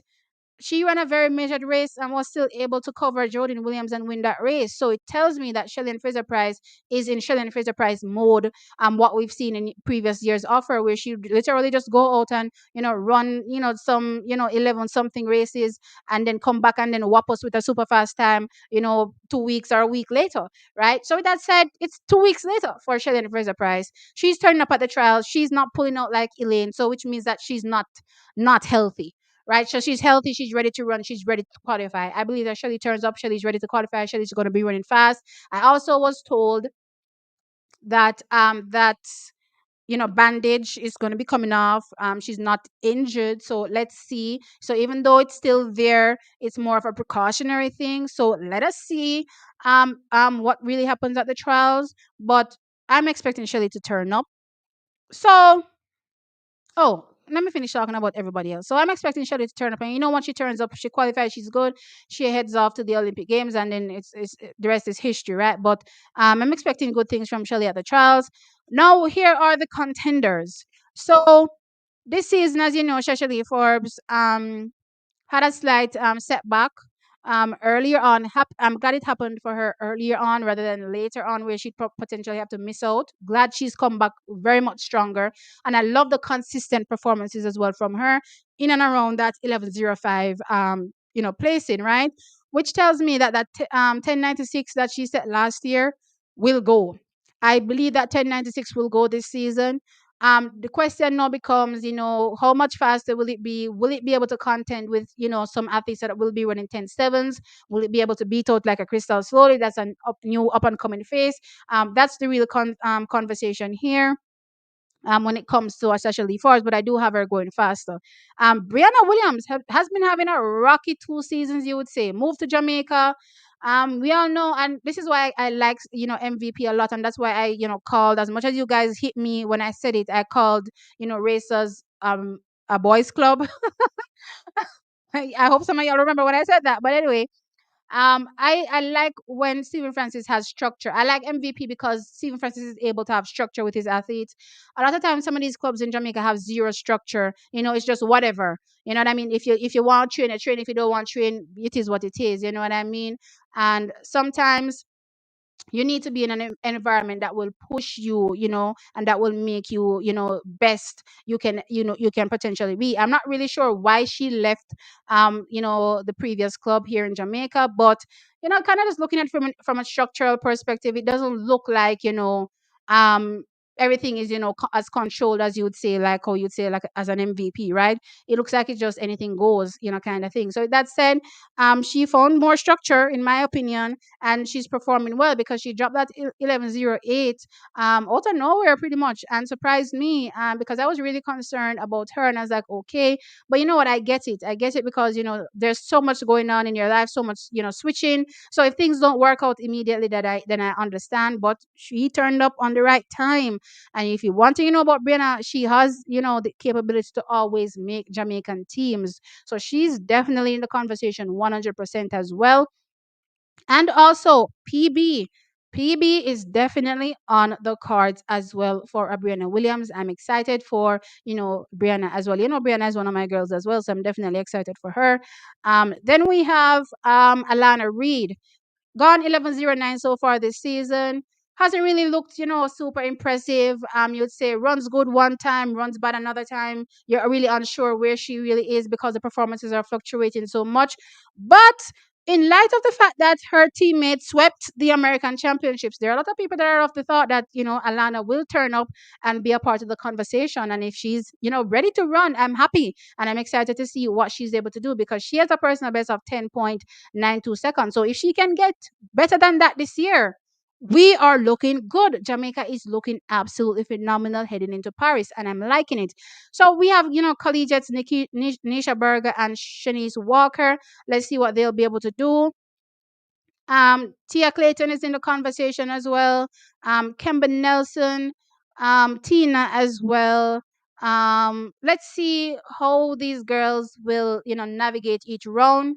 Guys, there's only 3 people that will make the team, so somebody's gonna get left off. Most of these people will probably be making, the relays, but remember they've cut the relay slots to 5, so only 5 people will essentially be going to represent Jamaica in the 100 meters, the 4x100 meters. Sorry, and would I consider her for a 4x1? No, I'd probably consider her for a 4x4. But yeah, anyway, that's it for the women's 100 meters. Let me see your thoughts now in the comments section. Let's stop sharing that. Okay, let's go. Let us go. Where am I? Government cannot get involved in the affairs of National Olympic Committee. It's literally against IOC rules. Yeah, it is.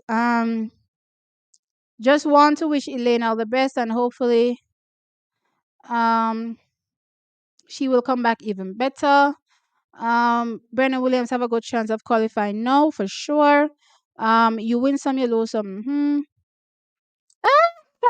Facts, not reality, has turned up. Not tonight, facts. Not tonight, facts and reality. Fano always have the last laugh. It's not a laughing. Today is not a laughing day. Facts, not reality. We don't take pleasure in others' misfortunes. We don't do that. Um, definitely not.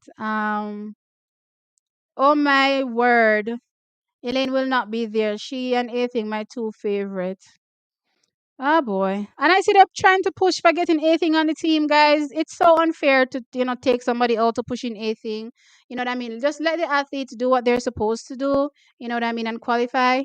Hey, Taekwondo, what's good? Are you okay, sir? How is everything going? We'd be interested to hear from you if you're. No, then again, more focus. Tomorrow trials come. I look forward to see your performances because I know you have been doing much better than you typically do when you turn up at the trials and shock everybody. So going off that, I'm expecting something, also superb from you this season. I'm definitely looking out for you, Taekwondo. So I don't know. Let me know if you want to be a part of the show, Taekwondo. If you want to be, then sure, I'll let you, hop on and you can share a few words. But for the most part, I just want you to be focused right now and get in the zone so that you can run your best. You know what I mean? I'm so excited to watch you guys run for sure. Um, too early to call. Brianna might just create an upset. Who is to say what kind of form she's in? I think she's in great form. Uh, Trying to contact me. Oh, on. Do you want my number, Taekwondo? Let me send you my let me DM you my number. Or do you want to or do you want to? Because I don't even know where my. Oh, oh, you've been calling me. This- Child, I'm watching so much different things. It's saying. I'm realizing that Taekwondo is saying stuff to me, guys. Oh my lord. All right, hold on there a second. I'm trying to see if I can see if I can get. I'm trying to see if I can get Taekwondo to directly, but I don't even know where my phone is still beside me right now. So I don't even know if using my number will be a thing. Taekwondo. Do you want to call me on WhatsApp? Let me send you my number. Let me send you my. What is going on with this Instagram?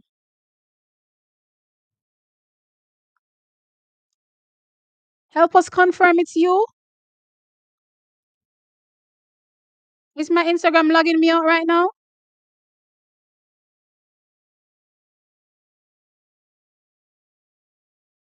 Oh, okay, I'm back in. I was like, what?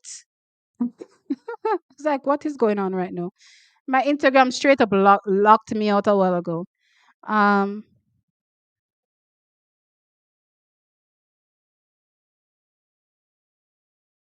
all right, so Taekwondo, I sent you the number. WhatsApp me. Send the information that you sent to me in WhatsApp, please. And let me know all the details that you want me to share and not share on WhatsApp so that I know how to progress.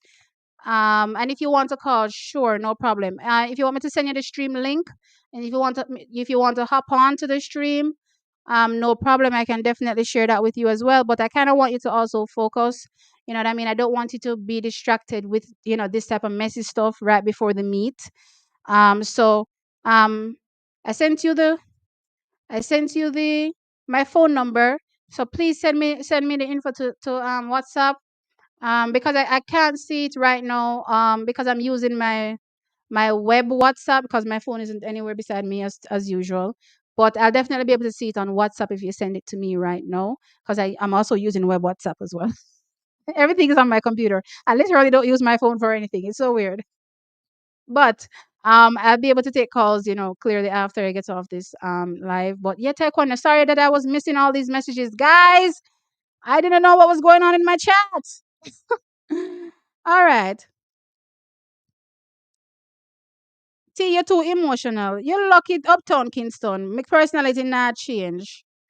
Not change at all. Taekwondo, let me know. I don't know if you're still here, but let me know. If what the situation is for sure, so that I can get to it right away. Right away. Um Stay on Taekwondo T soon link up. Yeah, it's because I go through these comments one by one that it takes so long for me to see anything that is really going on. See, you see how long Taekwondo they try to contact me? Mighty God, and I missed every single thing. Taekwondo, I'm hoping you're still here. If you're not, I DM'd you, and I don't even know if you're offline right now because clearly you're now refocused. Um, you're now refocused. For what is to come. So, um, yeah, I'm still here. I'm still here, Taekwondo. So reach out for sure. I appreciate it. Um, I mean, Walcott is the reason for Shelley's almost all of. Yeah, which is why I'm saying I don't think it's a coaching issue. I think it's, well, I guess maybe you can say the health part of it is part of the coaching. I'm not sure. But I mean, considering what little resources Shaniki had to begin with just working with Elaine's setup, and I'm not saying that those are small resources, but I'm just saying she was working with Elaine's setup and she was able to do something with that, right? So it also says that she has the expertise in dealing with situations, right? And understanding how to navigate those situations, which maybe Walcott isn't really as versed as in. But yeah. Um See that leaving MVP cloud will hang over Elaine said until the day she runs 10.5. Yeah, I guess it will. Oral is just big on Lord of mercy. What are you people making me read? Um Once lips kick off and they are supposed to be working as a team, media poison, right? So guys, people will always, like, you will have, disagreements. Let's just put it that way. You will have disagreements with, family members, co-workers, day to day. That's just a part of life. But to bring that to media, I do not think that was the best decision. And that is why I'm saying that at the end of the day, right, that particular aspect, I felt like that's what made everything break down, because the Aura Tracy video literally caused a ripple effect. The Aura Tracy caused this. People are just going like this, just based off Aura Tracy's video, right? So I thought it wasn't the best decision from that aspect. So yeah. Um T, you're so emotional. Never knew you were like emotional. I never knew you were like this. Yeah, I cry all the time, guys. I be balling up here all the time for athletes, in good times and bad times. I be balling. Um,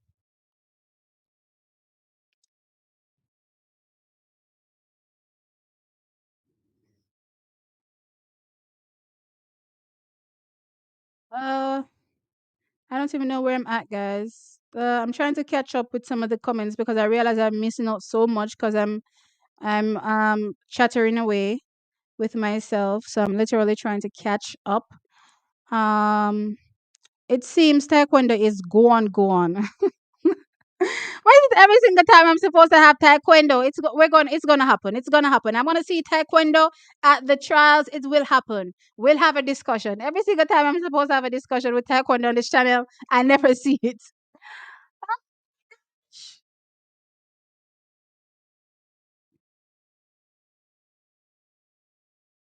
See Ilian Nabal. But it's not easy.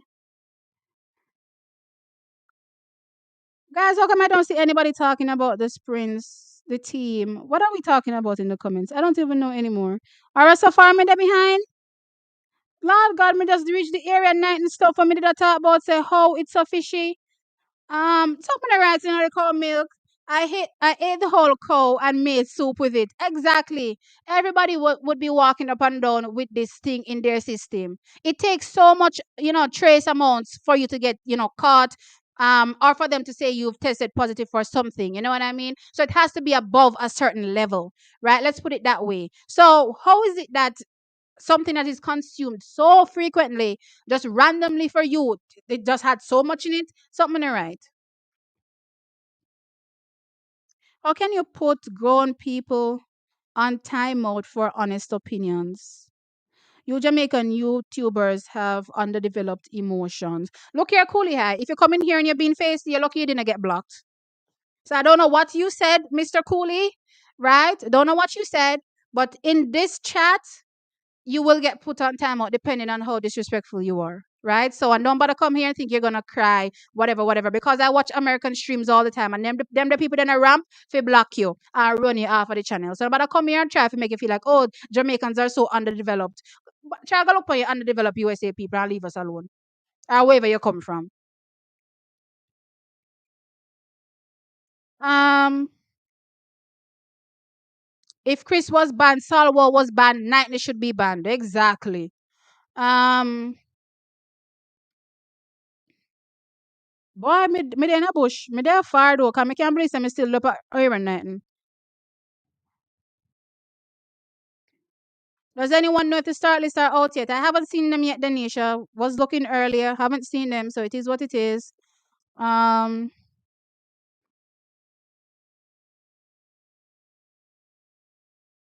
me no want an American win from day one. Well, separate apart from wanting Jamaicans to win. I'm not saying it in that fashion. um, Jacon not running the 100. Yes, she is. Yes, she is. Um, am I catching up now with the comments about the actual women's 100 meters? Because I don't even know. I don't know where. Chat, if you ever know how much comments, me just scroll through. No, me can't find nothing. Soli will run 11 flat. Okay.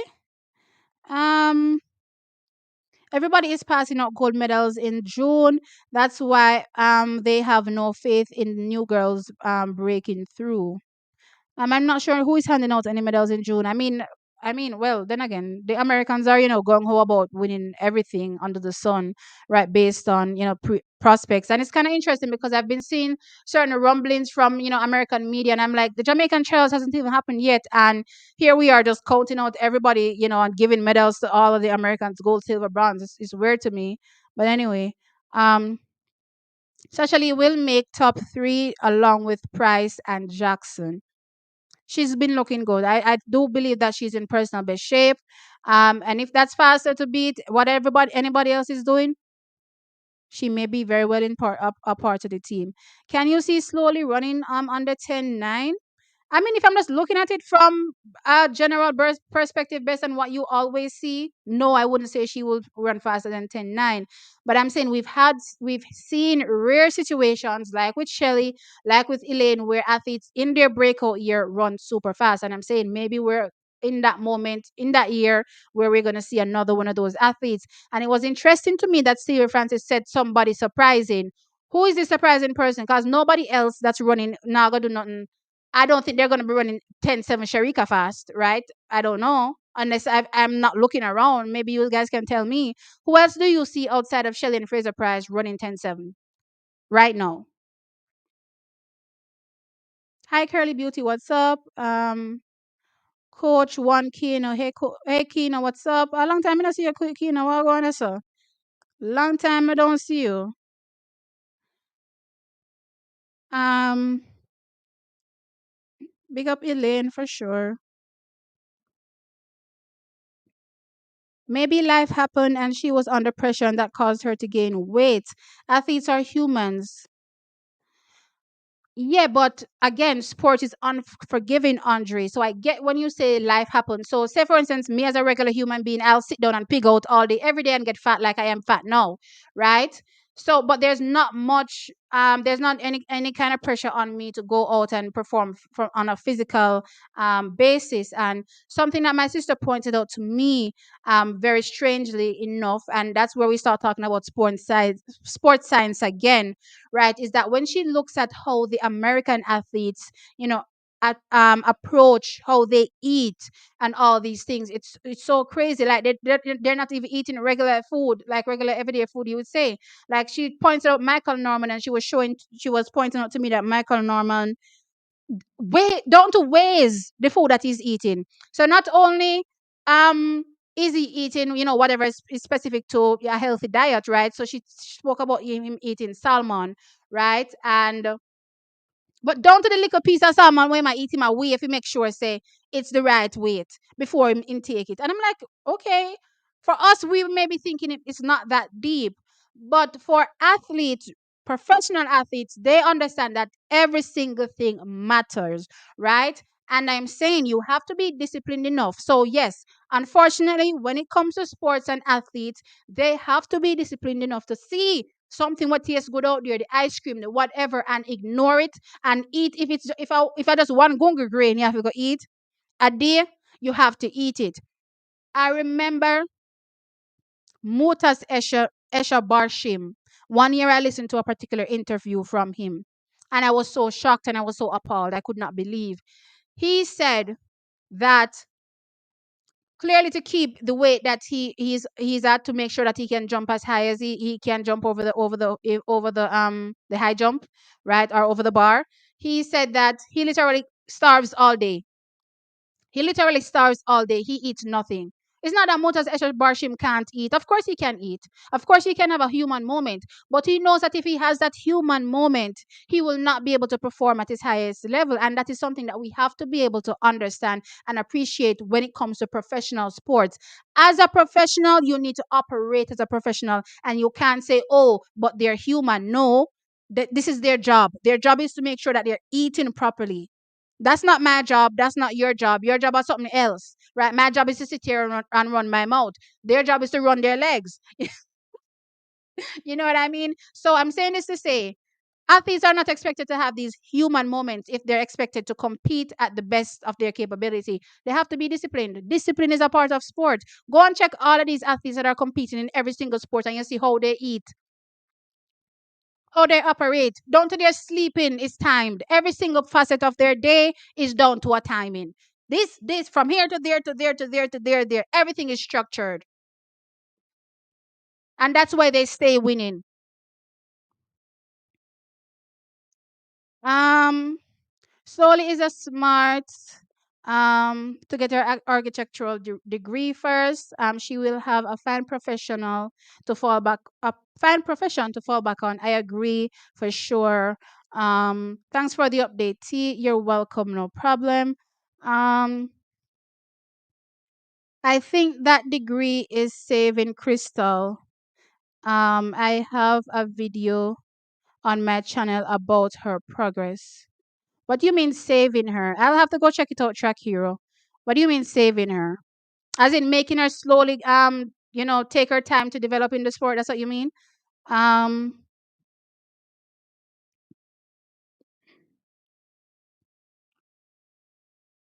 I think Alana will surprise us. Well, based on everything that's going on, we should be expecting a surprise for sure. For sure. So I'm looking out for that.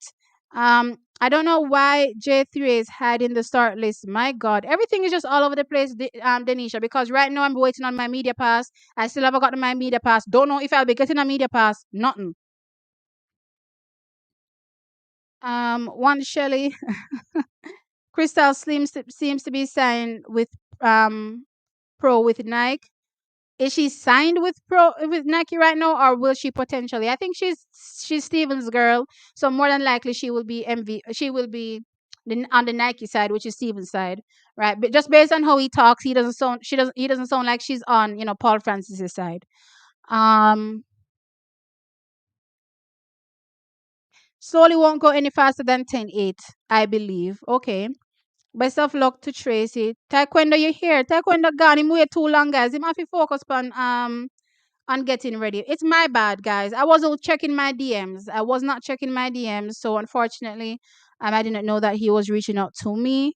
So I apologize for that. But I have reached back out to him. So when he gets a chance, for sure, he'll reply, and I see how we go from there. For sure. Um,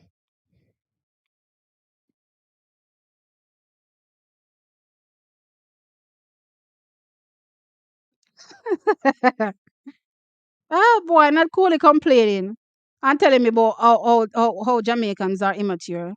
Foot back. You ever go on some of these American pages that and see how them go on? How them treat people like dog? I say no, sir. I can't them subscribe them I talk to, sir. All right, guys. That was it for the women's 100 meters. So let's jump straight over into the men's 100 meters. Let's just keep the ball rolling. Let's just keep the ball rolling. About um about what's potentially to come. Um,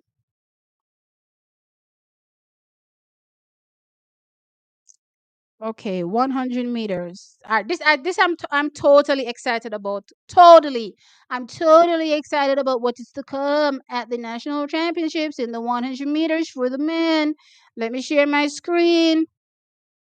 Let me share my screen. Present.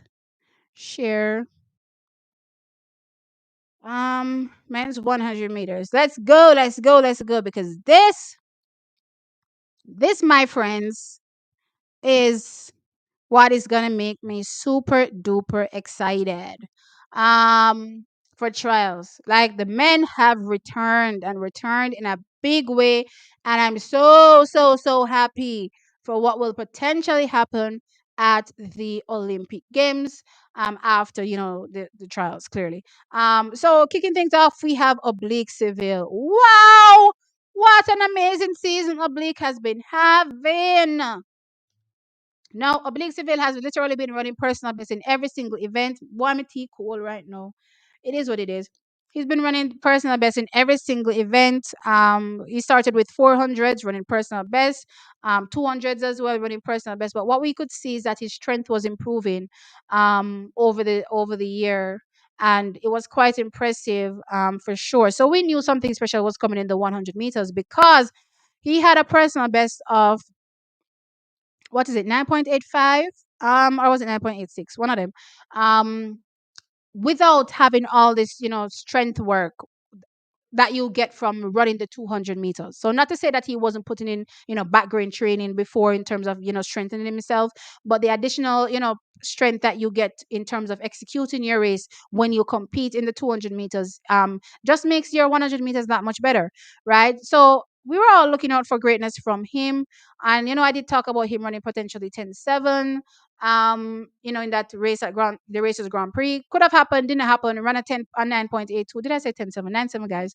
Um, Ran a 9.82, but it was quite impressive, dismissing, um, completely, utterly dismissing Noah Lyles. Now, what I found interesting in this race, his start was ridiculous. I was like, oh my God, that's one of the best starts I've seen in present day. I started to think, I'm wondering if I put him up against a Christian Coleman now, what he would look like against it. And I'm talking about just the start, right? I'm wondering what his start would look like against a Christian Coleman because that start was wild. That was one of the best starts I've seen in recent times from a 100-meter sprinter. Um, Clearly, he is down towards the end, but we know, considering that this was literally his first 100-meter race of the season. Actually, I know when I think about it, he hasn't raced much, and that is also important for somebody that hasn't raced much. Every single time he's touched the track has been impressive. I think he's only run the 200 meters twice, one on the curve, one on the straight. He's run the 400 meters. Um, He's run the 400 meters. Let me check my DMs to see if Taekwondo Tracy has said back anything to me so that I'm not lost in La La Land. Okay, here he is. So, okay, so he put a like, I suppose, on the StreamYard link, so maybe he'll be joining me. Let's see. Let us see. Let us see. I need to stop sharing my screen in a while. I can't believe my screen was still sharing for you guys to see my private messages. Pretend you didn't see anything. Anyway, what was I saying? I'm kind of lost now.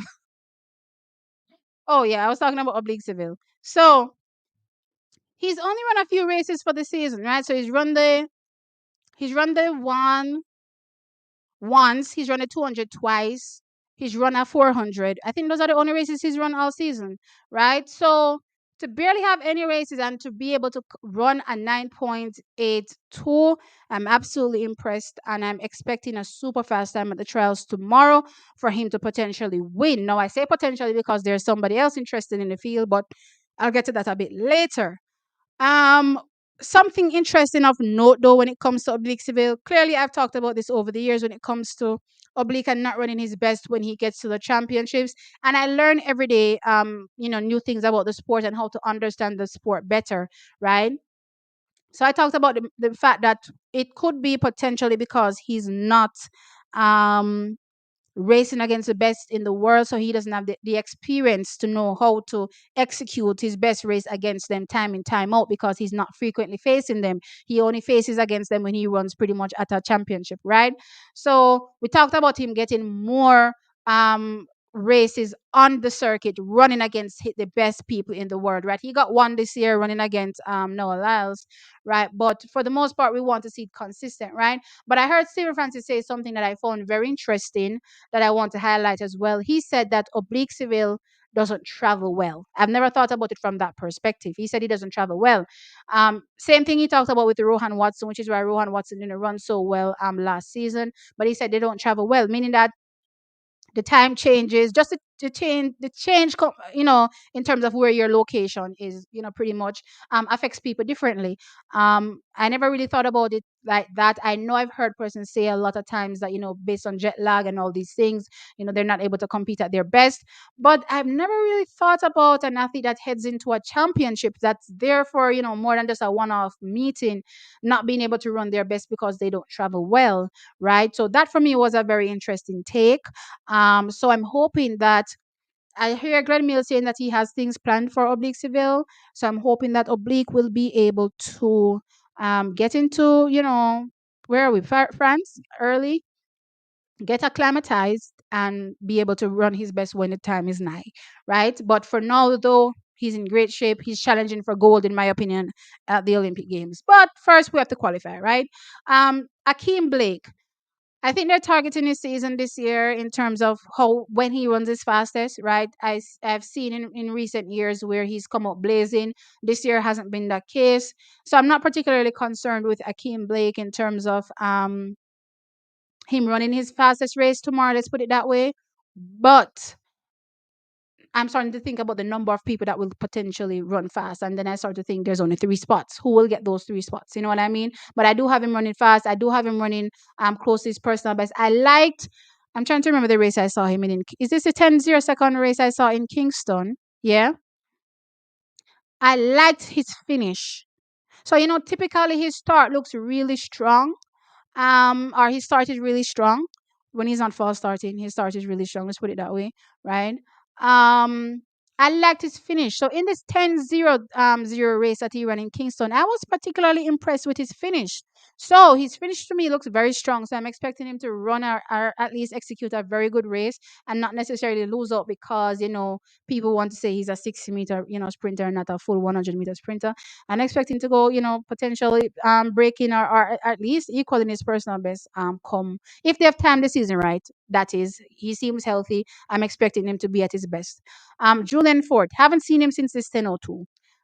There was a little bit of concern as it relates to injuries, so I'm not really sure, what his real status is. At this point, I'm hoping that he's at his best.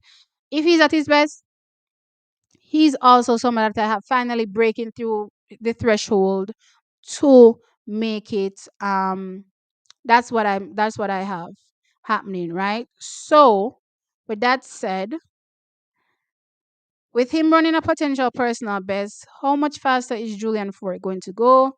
Will he beat out an Akeem Blake? Based on that 10-02 run versus Akeem Blake, and I think that was Julian Ford's first race of the season as well, too, when I think about it. I have Julian Ford ranked above Akeem Blake as things stand right now. So we have Oblique Seville ranked right now in my mind as the best, as I'm going on the list, that is, right? And then I have Julian Ford ranked above Akeem Blake, right? I'm not sure, guys. If you notice, I haven't really spoken much about the collegiate athletes because I'm not sure how they're going to progress to the national championship. So Jelani Gardner, even though he has that 10-05, I don't really have much expectations, to be fair, of him. At the trials, just similar to most of the other collegiates as well, right? When it comes to the sprints, that is. Kedron Golson. Um, I was kind of expecting more from him this season. He's looked good, but I was still expecting more. But let's see. Let's see when he ends up at the trials. I have him below everybody I've mentioned before, which is below Oblique, Akeem, Julian, and clearly, yeah, those three, right? Then there is Ryan Ford. We all know that Ryan Ford made it to the finals of the World Championships last season. Ryan Ford's start has been looking really good this season. His finish, though, has not been looking as strong. I'm not sure what's happening, if they're, working on something and just waiting to put things together, right? But he turned up at the national championships last year and grabbed a spot, even beating out an Oblique Seville, you know what I mean, and grabbed a spot, finished second behind Rohan Watson, right? So, with that said, and he made it all the way to the finals of the World Championship. So, he's, even though not running, so fast, he's still in the conversation for me, and I'm expecting him to turn up. I haven't gotten any, thing about him being injured or anything, in recent times. So, I'm expecting him to come and show up. And just overall, this men's 100 meters is going to be fire. Then there's Sandra Davison that is having a breakout year as well, running PB after PB pretty much in the men's 100 meters. I'm expecting him to show up, right? I'm also expecting Taekwondo Tracy to turn up. I've talked about him. As much as people may be looking at the times and saying, it's 10.15. Taekwondo Tracy, if you look at his previous seasons, you know what I mean? Going in to the trials, his season's best are not the fastest, but he turns up at the trials. Going off this 10.15, I'm expecting Taekwondo Tracy to be in PB shape as well and be a factor in that finals. Oh my God, it's going to be so mouth watering though. It's going to be hard to split the difference. It's going to be hard to split the difference. And I can just imagine the nerves that these men will be facing on the line when they know, who is next to them pretty much. I'm just hoping though that the athletes will be able to zone in and zone out everything that's happening and just run their own race. You know what I mean? But I'm expecting a great race from Taekwondo Tracy as well. All the people I mentioned, guys, I have in the finals. Let's just put it that way. Everybody that I'm mentioning, I have in the finals. Brian Lavelle. How much people have I mentioned already? Gosh, let me count. One, two, three, four, five, six. Ooh, seven. Ooh, wait a minute. Wait a minute. Seven. Brian Lavelle. Okay, somebody's not making it. Somebody's not making it to the finals. I don't know who. But these people are finals potential. Let's put it that way. Brian Lavelle has also been having a great season as well. I'm expecting PB out of him, right? And I'm hearing that Shaniki is cooking up something over there with Brian Lavelle. So I'm looking out for that. Absolutely. I've been waiting for Brian Lavelle to have his breakout moment, and this could be the moment for him. I can't wait to see what Shaniki does with Brian Lavelle. I'm excited for sure. As I said, I'm not really looking much at the collegiates, and that's the American collegiates. That is not really looking much to them. Johan, oh God, Johan Blake. I'm sorry, guys. I don't have Johan Blake making it to the finals. If he makes it to the finals, I would be very surprised. But I don't. I don't have him making it to the finals. I don't know how else to explain this to you guys than just be truthful and tell you that I don't have him making it to the finals. It could happen. You know what I mean? But and then there is Boaji and Krumi. Um, hmm, I don't know. Where's that young guy that I was looking at? There's a young man. Gosh, where is he? Did I pass his name? Javari. Yes, see him here. So this guy is a guy that could potentially surprise. Javari Thomas, right? He is the surprise athlete this year. He may not surprise in terms of like maybe making the team, like running as fast like an Oblique Civil and so forth. But I think he's gonna have one of those a breakout year this season, not only over the 100 meters. I'm hoping he's entered in the two as well. I'm thinking he's gonna be a breakout athlete this year, and I'm hoping that into the next seasons to come he'll be able to build on that. But he's a breakout for me this season, Javari Thomas. Can't believe I missed his name, but yeah, look out for him for sure. He's one for the future. Buaji. I don't know if Buaji has done enough for me to think he's gonna make it to the finals, but you never know. He may turn up. So let's see. There's the defending national champion Rohan Watson. Clearly, he's been running overseas because Steven's trying to get him acclimatized with performing overseas, because as he said, Rohan doesn't travel well, right? So these performances are indicative of what he's been doing on the circuit overseas, right? So very well, once he's home, he is potentially going to be running, that much faster.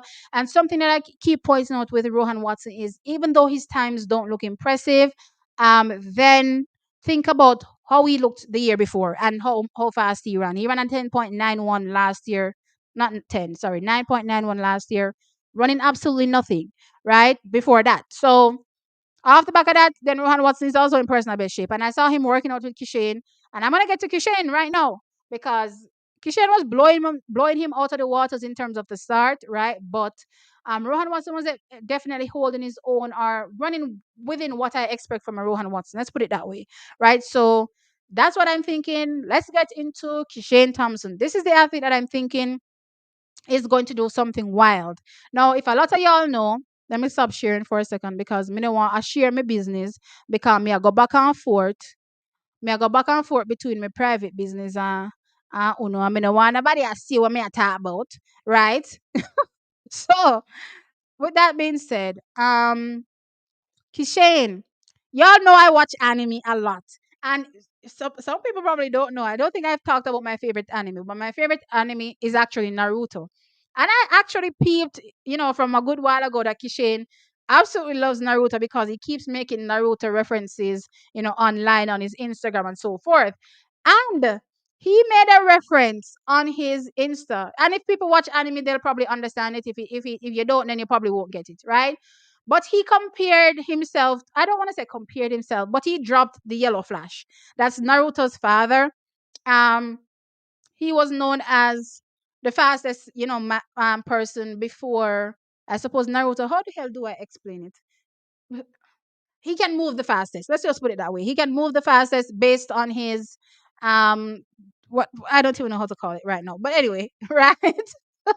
He can move the fastest. So Kishane is referencing um the yellow flash, and I'm thinking to myself, oh my gosh, what are we going to see tomorrow? And then he talks about also believing in himself.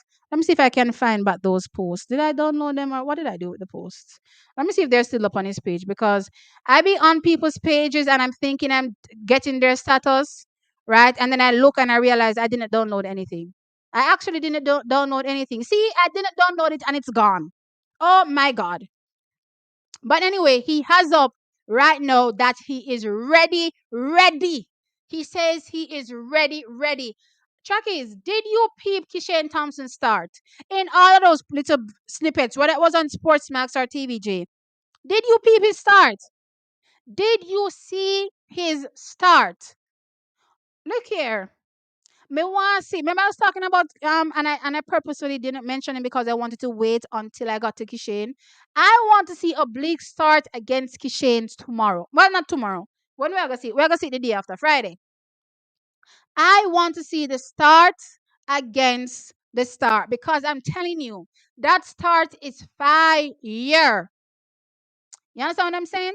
And it's going to be a battle. It's going to be one of those gladiator battles, but it's going to be one of those gladiator battles that we are going to enjoy regardless of whoever wins, because we know that that race is going to return Jamaica to the pinnacle of sprinting. And I don't care what nobody wants to say, that race tomorrow, that race on Friday, that 100-meter men's final on Friday, is going to return Jamaica to the pinnacle of sprinting in the men's 100 meters. For those that were, questioning Oblique Civil's 10.82, 9.82. For those that were questioning whether or not Kishane Thompson. Oh my God! Because and that's another thing that annoys me.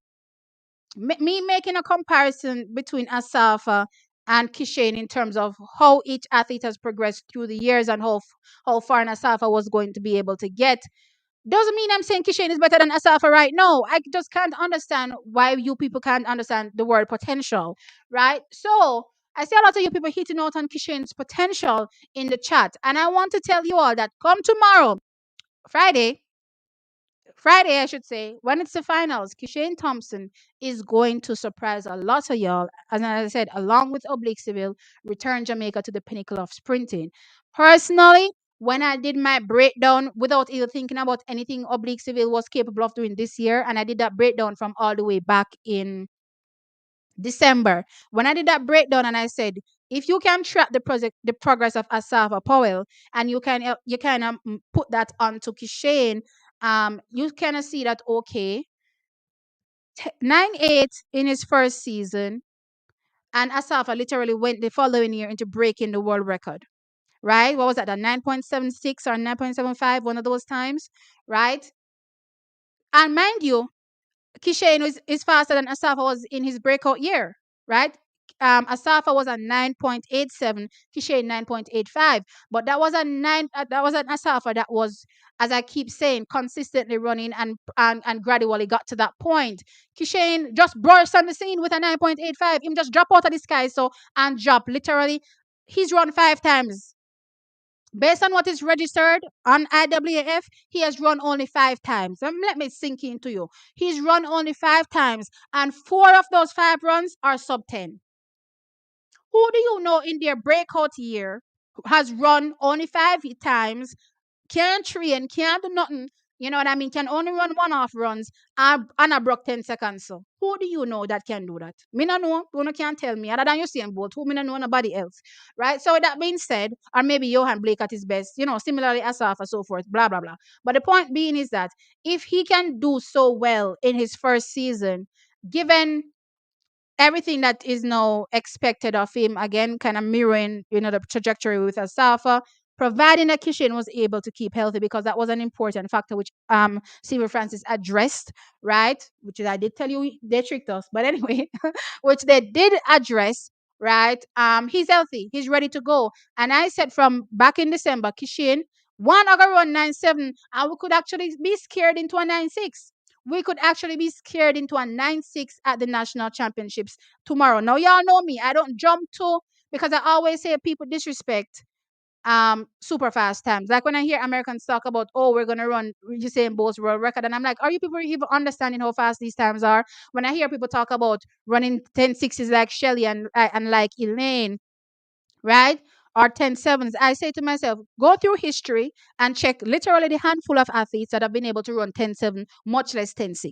You know what I mean? So I don't just throw out 10.6 for anybody. I don't throw out 10.7 for anybody. You know what I mean? And I certainly don't throw out 9.6/9.7 for anybody either. Right? So that being said, definitely the race is going to be 9.7, potentially faster, right? And I'm here for it because, as I said, it's going to return Jamaica into what I believe will be the pinnacle of sprinting, and I'm here for it. My top three, um, my top three are, to be fair, there's probably, I don't know if there's any bias with it, because me now tell you no lie. Kishian, although Kishian na run 100 meters all season. Him na run one all season track is. Although him na run 100 meter all season, me feel like him can beat Oblique. Me now tell you no lie. Me feel like him can beat Oblique. And that's not to say Oblique no good, That not say Oblique no good, then good, right? Them good. He's amazing. But me don't know. Kishion just give me some wild vibes. He might make me have wild thoughts. Yeah. Rihanna says wild, wild, wild.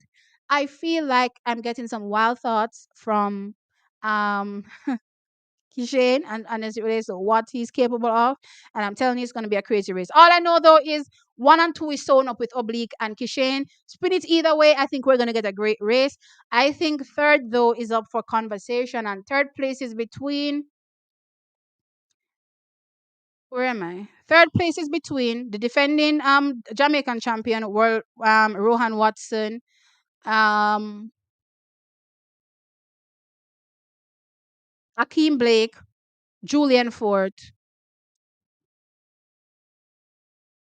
I don't know if Raheem can sneak in, but let's see. I don't know if Taekwondo can sneak in, so but let's see. Right? So that's how I'm seeing it. I think 2 spots are sewn up, and I think it's only 1 spot that is left up for the conversation. I think there's only 1 spot left up for conversation. Jujitsu. Right, that's the word I was trying to remember. Damn, jujutsu. I haven't watched Naruto in so long. It's so weird.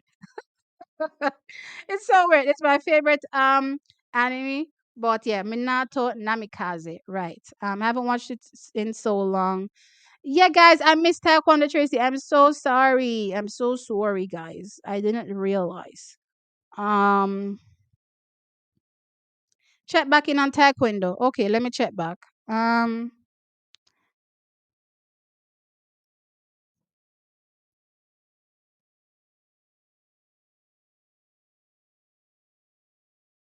let me message him again.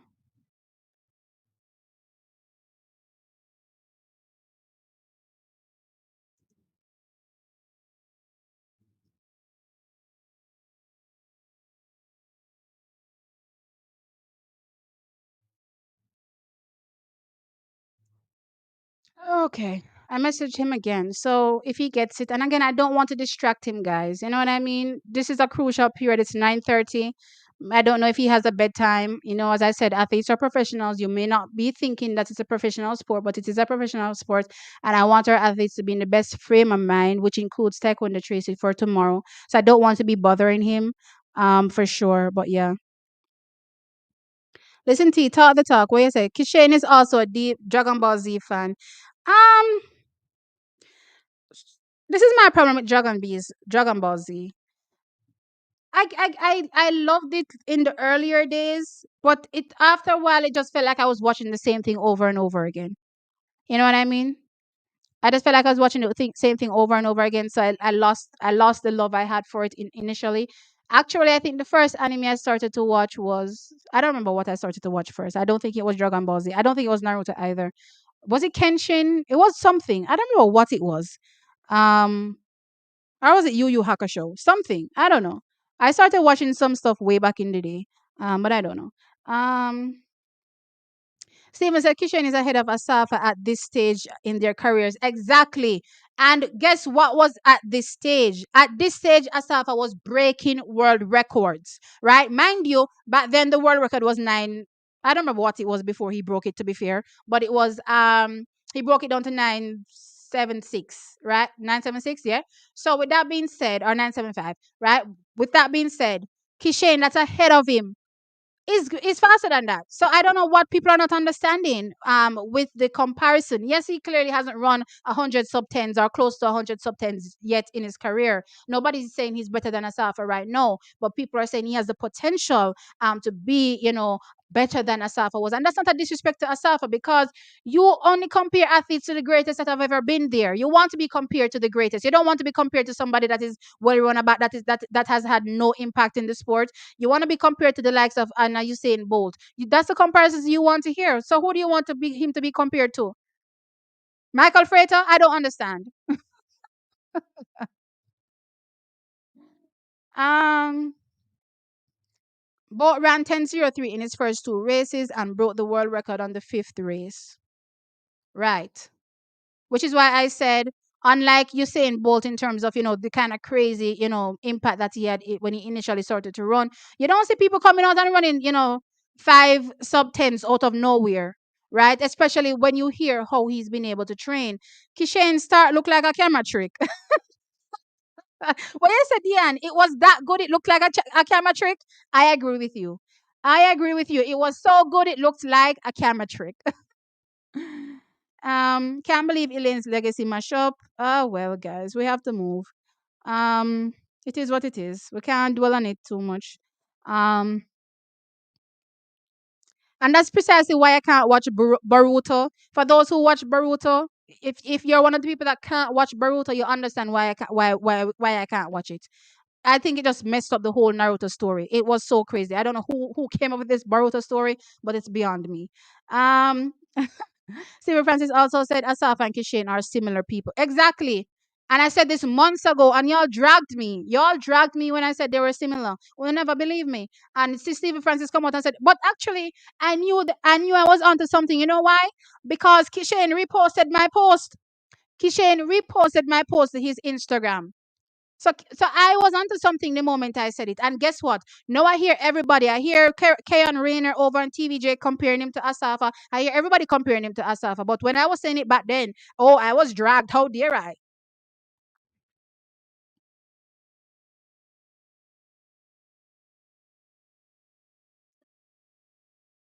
I believe Kishane and Oblique, they will beat each other back and forth time to time. I'm loving all out of everything that's potentially going to happen, just the fact that Jamaica will be back on top. That's what I'm excited about. I don't care if it is Kishane that's first. I don't care if it's Oblique that's first. I just want you guys to look at the clock. Look at the clock and appreciate Jamaica having two athletes that are so fast in present day. That is what I want you guys to focus on, because those 9-7 clockings that are coming is returning Jamaica to the top. So I don't care who is your favorite, whether it's Oblique, whether it's Kishane, or no, but I make sure say all I hear is Jamaica screaming at the top of from a hill. Right? You guys need to jump on the top of a hill and scream, Jamaica, Jamaica. Yes, because coming out of this weekend, Jamaica is going to be showing the world, say, yeah, we there, yeah.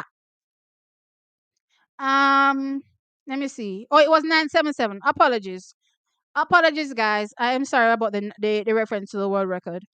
But yeah. Um,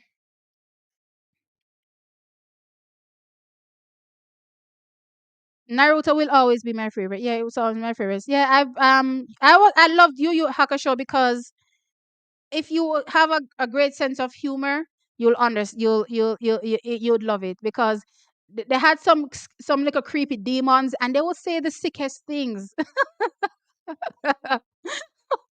Those demons would say some things that you'd be looking like you all are pervs. But anyway, it was funny.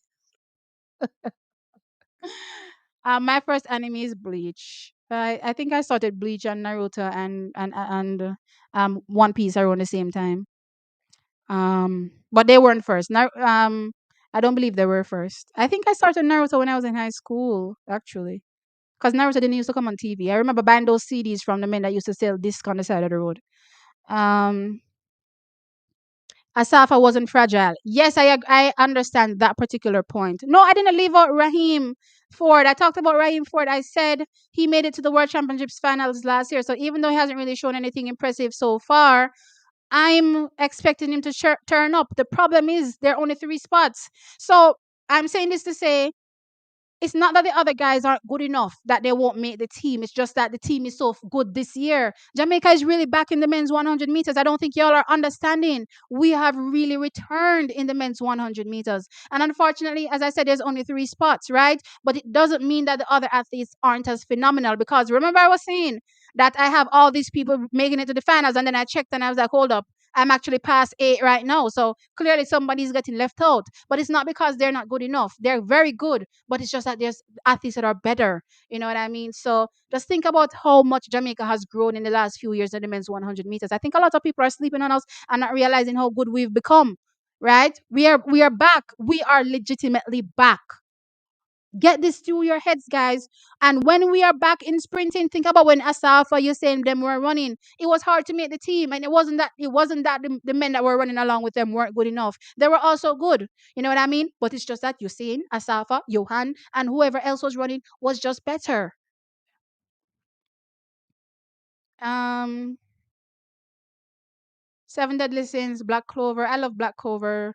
Seven Deadly Sins. It's I don't have to focus on fighting too much. The fighting is epic. The storyline is weak. Um, let's put it that way. Um, what is the most interesting American watching? What I find most interesting?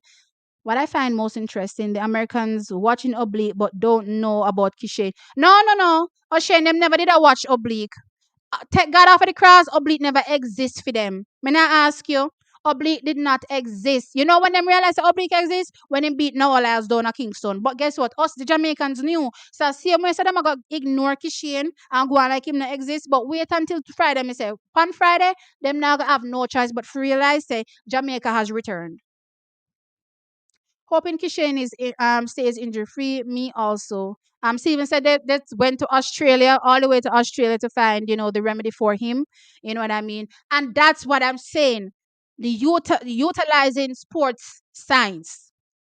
Utilizing sports science to advance our craft. We're the only country that's not doing that. The machine when got dig up Australia. Me swear me see when Britain Wilson the other day last year.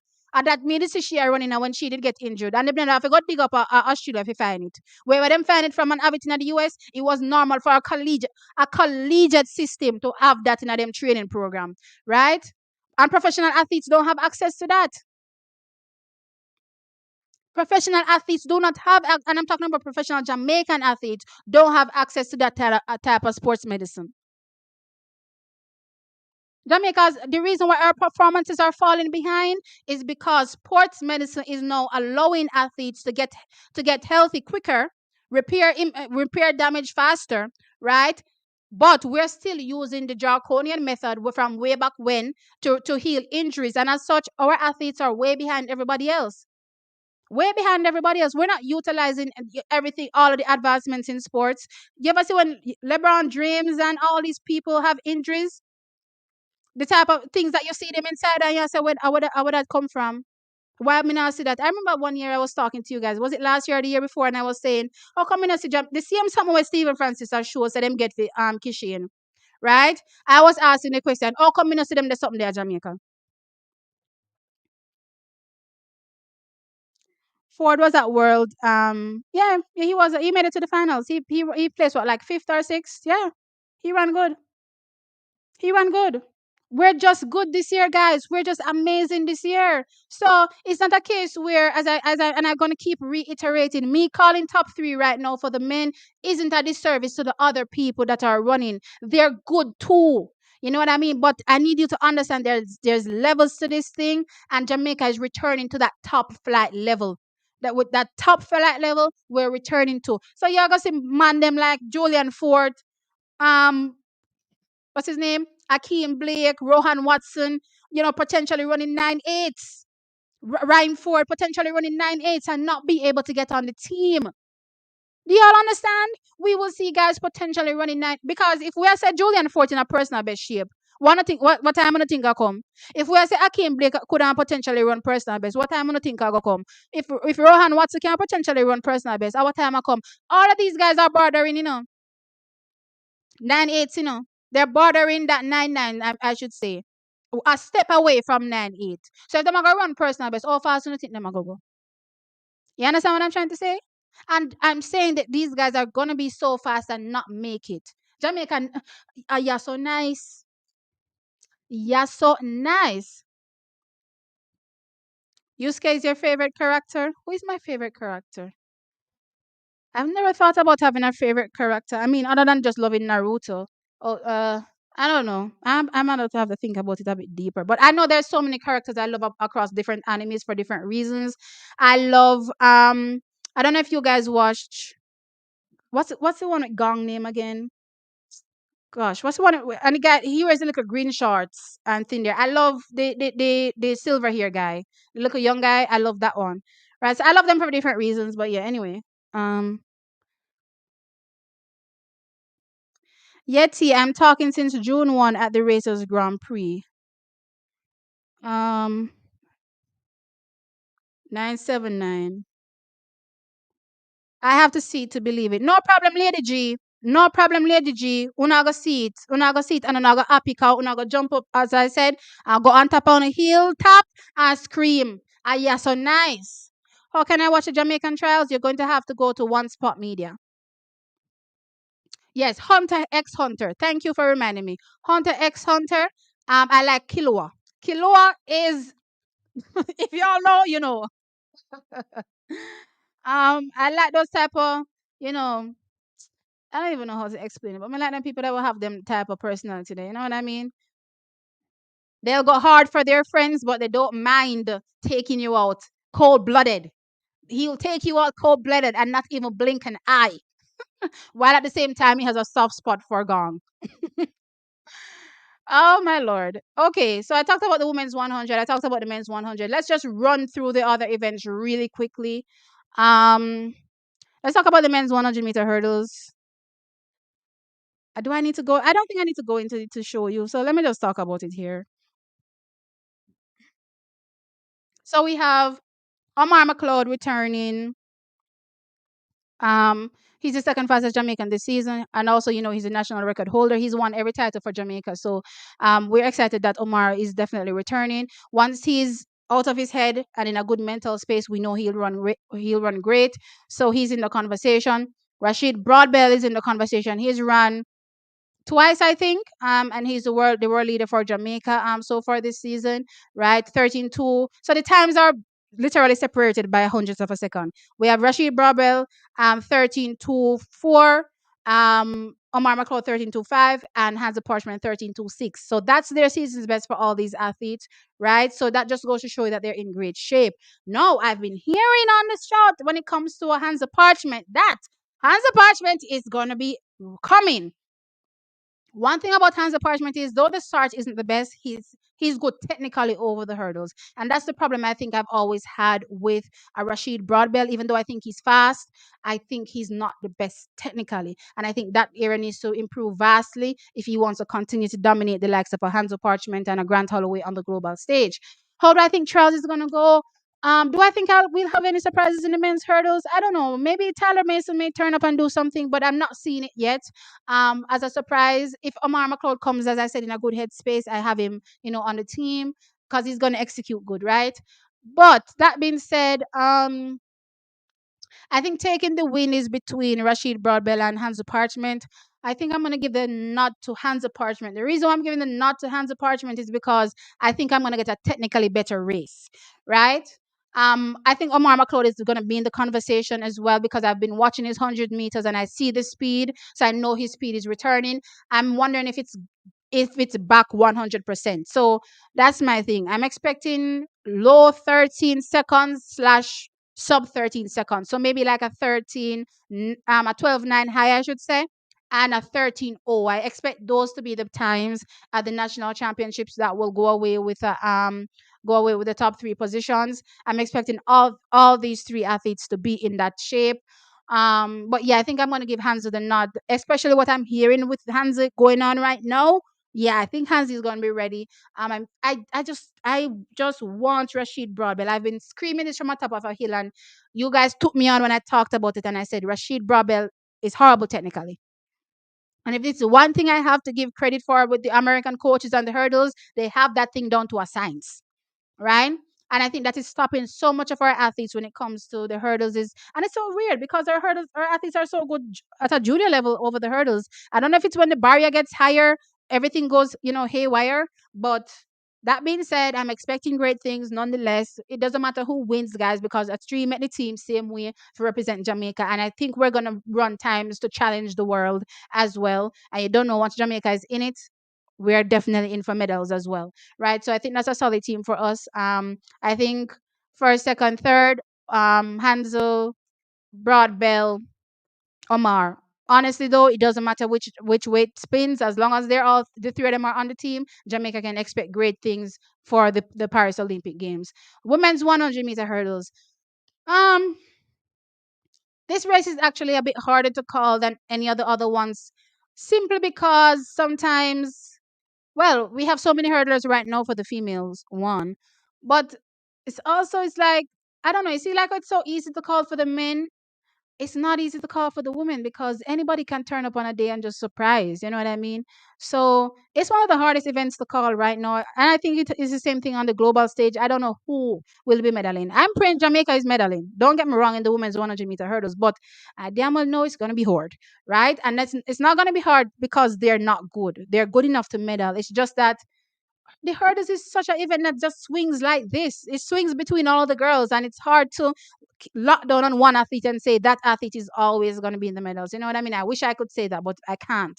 Right? But with that said, though, Danielle Williams has never made the Olympic team, and this year she's making a very, very strong bid. She's our fastest athlete this year, 12.46 seconds, looking absolutely phenomenal, working on her issues as well, because we all know she has a good start. She has this thing where when she comes off the hurdles, guys, I don't know the technical terms, so I'm just gonna have to show you. So when she comes off the hurdle, she pretty much dresses back like this, and it's the same thing Yannick Thompson has a problem with too. Plus, I think her leg whip is also an issue, but we'll get into Yannick Thompson, when I'm talking about her, right? So she has this issue where she would get off the hurdle and then come back like this. So she was working on this season, and I don't know if you guys noticed it, especially at the Jamaica Invite. Was it the Jamaica Invite that she came to, or was it the Racers Grand Prix? Jamaica Invite, I think, right? when she came to the Jamaica invite, you saw her remain. So when she came off the hurdle, she continued to have that kind of tilt forward where her momentum wouldn't be lost every time she comes off the hurdle. So she's been working on that. So I think from a technical perspective, she's much better. So I'm expecting a much better performance from her this season, challenging her personal best potentially, even the Jamaican national record, because her personal best and the Jamaican national record are just, I believe, 1/100th of a second, separating, right? So I'm expecting great performances from her. She just now has to make sure that she forgets everything, all the bad things that happened in Jamaica before. We know she's struggled in Jamaica for multiple issues, mainly because of J3 sometimes. But anyway, stepping apart from that, I just want her to just focus, forget everything in the past, and just run her race that she has today. And I think once she does that, she's on the team. Um, Akira Nugent, why does she look heavier this season? I don't know. She kind of looks fatter. I don't know. Maybe it's just me. Her bottom looks bigger. With that being said, I watched her last run, and that's what I took away. That her bottom looks heavier, right? That being said, she's always been good technically over the hurdles. I'm expecting her to be in the conversation and actually make the team as well. I like her energy. She gives me fierce, and I like the fierceness. I like the gladiator. I like the I'm gonna take you out to win this race. I love that about her. Um, would she defeat a Daniel right now? Based on her last race, I didn't see that, but you don't know. Everybody's gonna turn up at the trials. Well, I'm assuming in peak shape, right? So, and we know she's very good and capable of running, times similar to what well, not the same, but similar to what Daniel has already done as it relates to PBs, right? So, she's in the conversation right now. I think Daniel is a step ahead still, but again, things could change once we see what goes on at the trials, right? But she's definitely in my top three. um Brittany is coming off an injury. She I don't know if she has enough time to be ready for the trials, but I'm hopeful. But I think it's questionable when it comes to Brittany right now, and I understand because she did surgery, is just coming back, so my expectations aren't the same. I expect her to be in the finals. I don't know if she's gonna be making the team, right? But I definitely expect her to be challenging. Let's put it that way. Um, I have not seen Kerika Hill since that one run in the hurdles. I did notice that she had some strapping on her leg as well. So I've been waiting for Kerika to have that breakout moment. I'm wondering if we're gonna see anything this year or if we still have to wait some. um, I'm thinking that we probably have to wait some again. Unfortunately, do I expect a personal best out of her? Yeah, I think she'll run a personal best this season. Do I think it will be fast enough to make the team? Not necessarily. But let's see. Yannick Thompson, she's been having a great year. Um, I just think Yannick has always been good. I just think she's had a few technical issues where I think that's where she keeps getting injured. She has this weird leg whip. I don't know if you guys see it. Like it doesn't feel effortless when she carries her leg over the barrier, the trail leg. It doesn't feel effortless. No, when you watch most of the hurdlers, you see them clearing the body barrier, but you don't feel when they're clearing the barrier.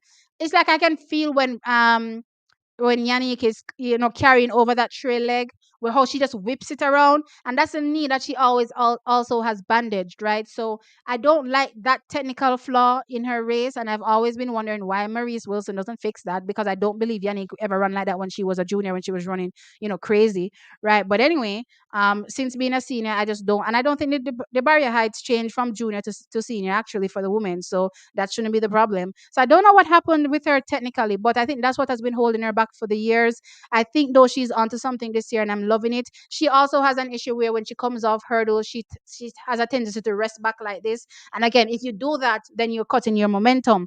I watched a race with her recently. I believe it was a 12.99, and she was forward, right? And I loved it because that told me that yes, she's fixing the small things that will make you go faster is what she's working on. And I saw that this year, and I'm happy to say that Yannick will be in the conversation for potentially that third spot, right?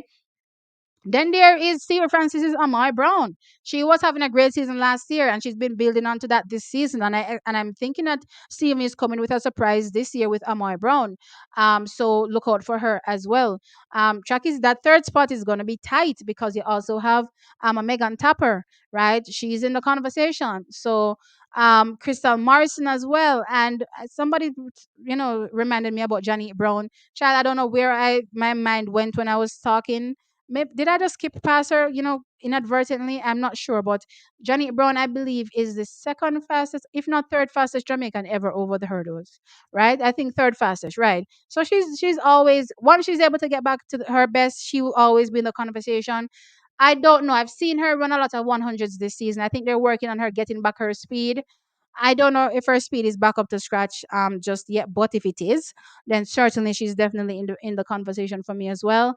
There are the collegiates as well, Chakis that will be coming like an Onika Wilson. Let's see how that goes. Then Misha Roswell went pro recently, so I'm looking out for her as well. She has the height, so once she's able to get everything together, then Misha Roswell could become a world beater in this event as well. But yeah, that's what I think about the women's 100-meter hurdles. So yeah, where am I? Mm, I've talked so much. I've talked so much. Hey T, I know I'm late, just getting in from work. But is it true that Elaine won't be running the 100 meters? Yeah, she pulled out, unfortunately. Unfortunately, unfortunately. Oh boy, it's so sad. Elaine, mash up my heart and soul. Me feel me I go cry tonight. Ah boy, guys, me not get over this. Hunter X Hunter, you mean Killua? Yeah, Killua. Um, I'm here for a cis Scorpio twin. Yes, I'm a Scorpio. I like those people that yeah are cool and deadly. You're so nice. Yeah, man. You're so nice. You're so nice. Expect great things from our trials, guys. Expect great things. It's Sherika's time to take over the 100 meters for Jamaica right now. Shelly might have something to say about that. Um, no saying to ramp too much. We will see when the bright lights are on who will panic. Yeah, that's part of it as well. So let's see who will be able to execute their best race. You have to be able to dance a yard before you can dance abroad. So I'm hoping that our athletes can dance a yard before so that they can go dance abroad, right? So I'm keeping, good faith in our athletes. Thank you, Jamaica Flower, for the 4.99 super sticker. I appreciate it. I'm loving the support, guys. Thank you. Keep it coming. Keep it coming. You definitely keeping me into this game. Um 100-meter hurdles, parchment for my money. Question is Natalia Gould. Um what? Natalia Gould Topper. Is that's not her married name, is it? Is in the shape of her life to make the final what? Are any other female Jamaican athletes in the 800? I don't know if the British girl that recently switched to Jamaica. I think she's only focusing on the 1500, if I'm not mistaken. So I think Natalia is the only one, in the 800 this year. Um, Rashid Brabel second, Tyler Mesa third. Yeah, Tyler Mesa can get into the conversation, but I think the only way Tyler gets in is if Omar is just loses it. Um, Omar is a great contender, yeah. Yes, he is. There is no big USA name in the women's 100 meters for USA. Can the Jamaican athletes capitalize on that? Um, Not necessarily because even though,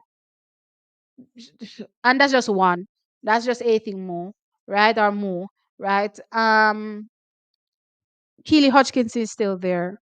Um, Mary Mora is still in the conversation, right? I've seen a few fast Ethiopians this year as well, running really well. So it's the Olympic year. There are a lot of people that are going to come out of the woodworks that are going to, do phenomenal things at the Olympic Games.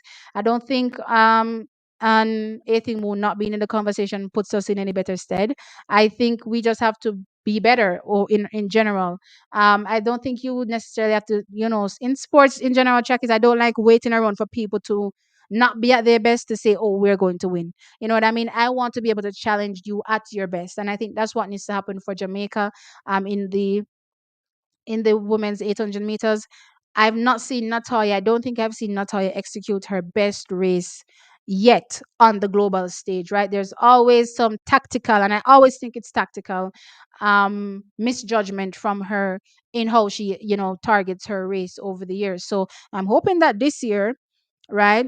We've talked about ad nauseum, and I think it's always been tactical. And I think she's come out herself and said it's tactical because she has the speed, right? Oh, she has strength issues as well. And I talked about this where um athletes in general, and this is where you have to find a good training camp, where when I watch these Africans running from 800 meters up straight up to 5,000 to 10,000 meters or marathon, the whole of these athletes are running the marathon. An 800 athlete is running the marathon.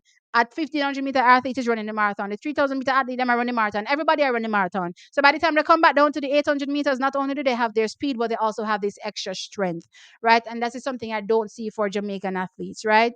So I've talked about this, and she's come on an interview and explained that, yeah, her strength isn't where it's supposed to be. I'm hoping that she's worked on that. Do realize that she had a few nickels earlier on the season, right? Let's see what happens. At the Olympic Games, because she'll be going for Jamaica. No questions asked. But yeah, I just think that she needs to execute her best race tactically. So, we all know we've talked about it. Not front running, Natalia. Stay right in that little middle pack that's close enough to the front. Not the front, but close enough to the front. So that when you get into that final, 150, 200, you have legs left to pounce. You don't want to be front running and, breaking wind for people and all these things, because these are all factors in the 800 meters, and people are just in your streamline running behind you until you get burnt out because winner backs in your face and winner backs them in a them face. You know what I mean? And then by the time you get into the home stretch, you have nothing left, right? So front running is not for her, I don't believe. Someplace right in the middle, close enough to the front of the park where she can, strike when the time is right. I think that's the best place for her. Let's see how it goes, right? But I think it's going to be a tough 800-meter race this year for sure. I don't even think Mary Moore is the best person for me. Keely Hodgkins looks the best to me so far that I've seen, but Keely isn't the only one. There's somebody I'm forgetting. I saw somebody recently that impressed me. I just don't remember who the person is, and I'm not gonna pull out the 800-meter world list right now. But there's somebody that impressed me that I saw that could also be coming, and I think Mary Moore may not even be the winner. Let's just put it that way. Um, we nearly carried for anything more, and now Elaine sad. Yep, it's sad. It's sad. Jamaica won't medal in the one medal goal with loss this year. All I can see that. Huh? See, this is the hurdles. Even the slowest of them can win. What do you mean? Do you mean like if mishaps happen? Yeah, that's part of the game when it comes to the hurdles. But I'm not going into any hurdles event and saying that people are going to fall. If it happens, it happens. But I like to call the race based on the merit. So the merit is that these people are faster, technically better. This is how the race should play out. Does that mean that's how the race is going to play out all the time? No, that's not always the case. But it should be the case because, again, if you're executing your best race, that's what should happen, right? But we all know in hurdles, things go haywire from time to time, and it is what it is. Um, what other events are there? The women's 200 meters. Sharika takes that. I believe Lani takes a spot as well. I mean, Shelly's running. Is Shelly running the two? I think Shelly's running the two, right? I mean, I believe she will finish in a top place, in a place that she probably won't take up. So let me look who's gonna finish behind her. I don't know if Kevona is good yet. Kevona only enters the 200 meters this year, so I don't know if she's good. Why do I always get annoyed when I think about that camp and I see Julian Alfred and Dina Asher Smith and Rashida Adelaide and everybody running good, and I cannot see the same for Kevona Davis. I don't know. Something is wrong. Somebody tell me what's wrong. I want to be mad at the coach, and I don't know how to be mad at the coach. I feel like there's something going on. But anyway, um, let's see. What am I missing out? I think I'm missing somebody. Let me pull up that women's 200-meter list there for Jamaica. A quick second and tell you what I think about the 200 meters. Let me see if I'm missing out somebody. Um,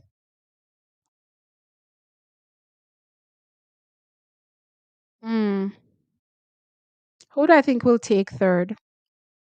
Hmm. I mean, Ashanti has been having a good season, right? So Ashanti could be in the conversation. So she is a potential for that third spot. I don't know how Dejane is going to transfer all that collegiate running out here, right? So she could potentially be in it, but as I said, I don't know. I'm not really counting the collegiates when it comes to the sprint events. For some strange reason, I just don't think it's going to transfer, but I could be wrong.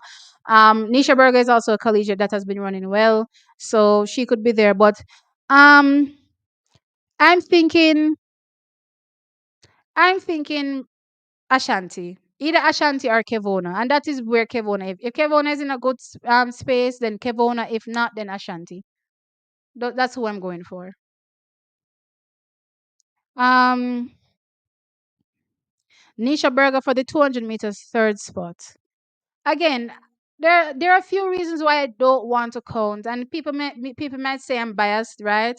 Sometimes I don't think those times that I see, run collegiately convert locally, and especially at the Jamaican trials, right? So I see a lot of impressive times collegiately, but it's also where were these performances run? America just has fast tracks all about the place, winner blow you away all the time, all these things. So I really want to see, let's just put it this way. I want to see the times replicated first on the Jamaican soil before I'm sold.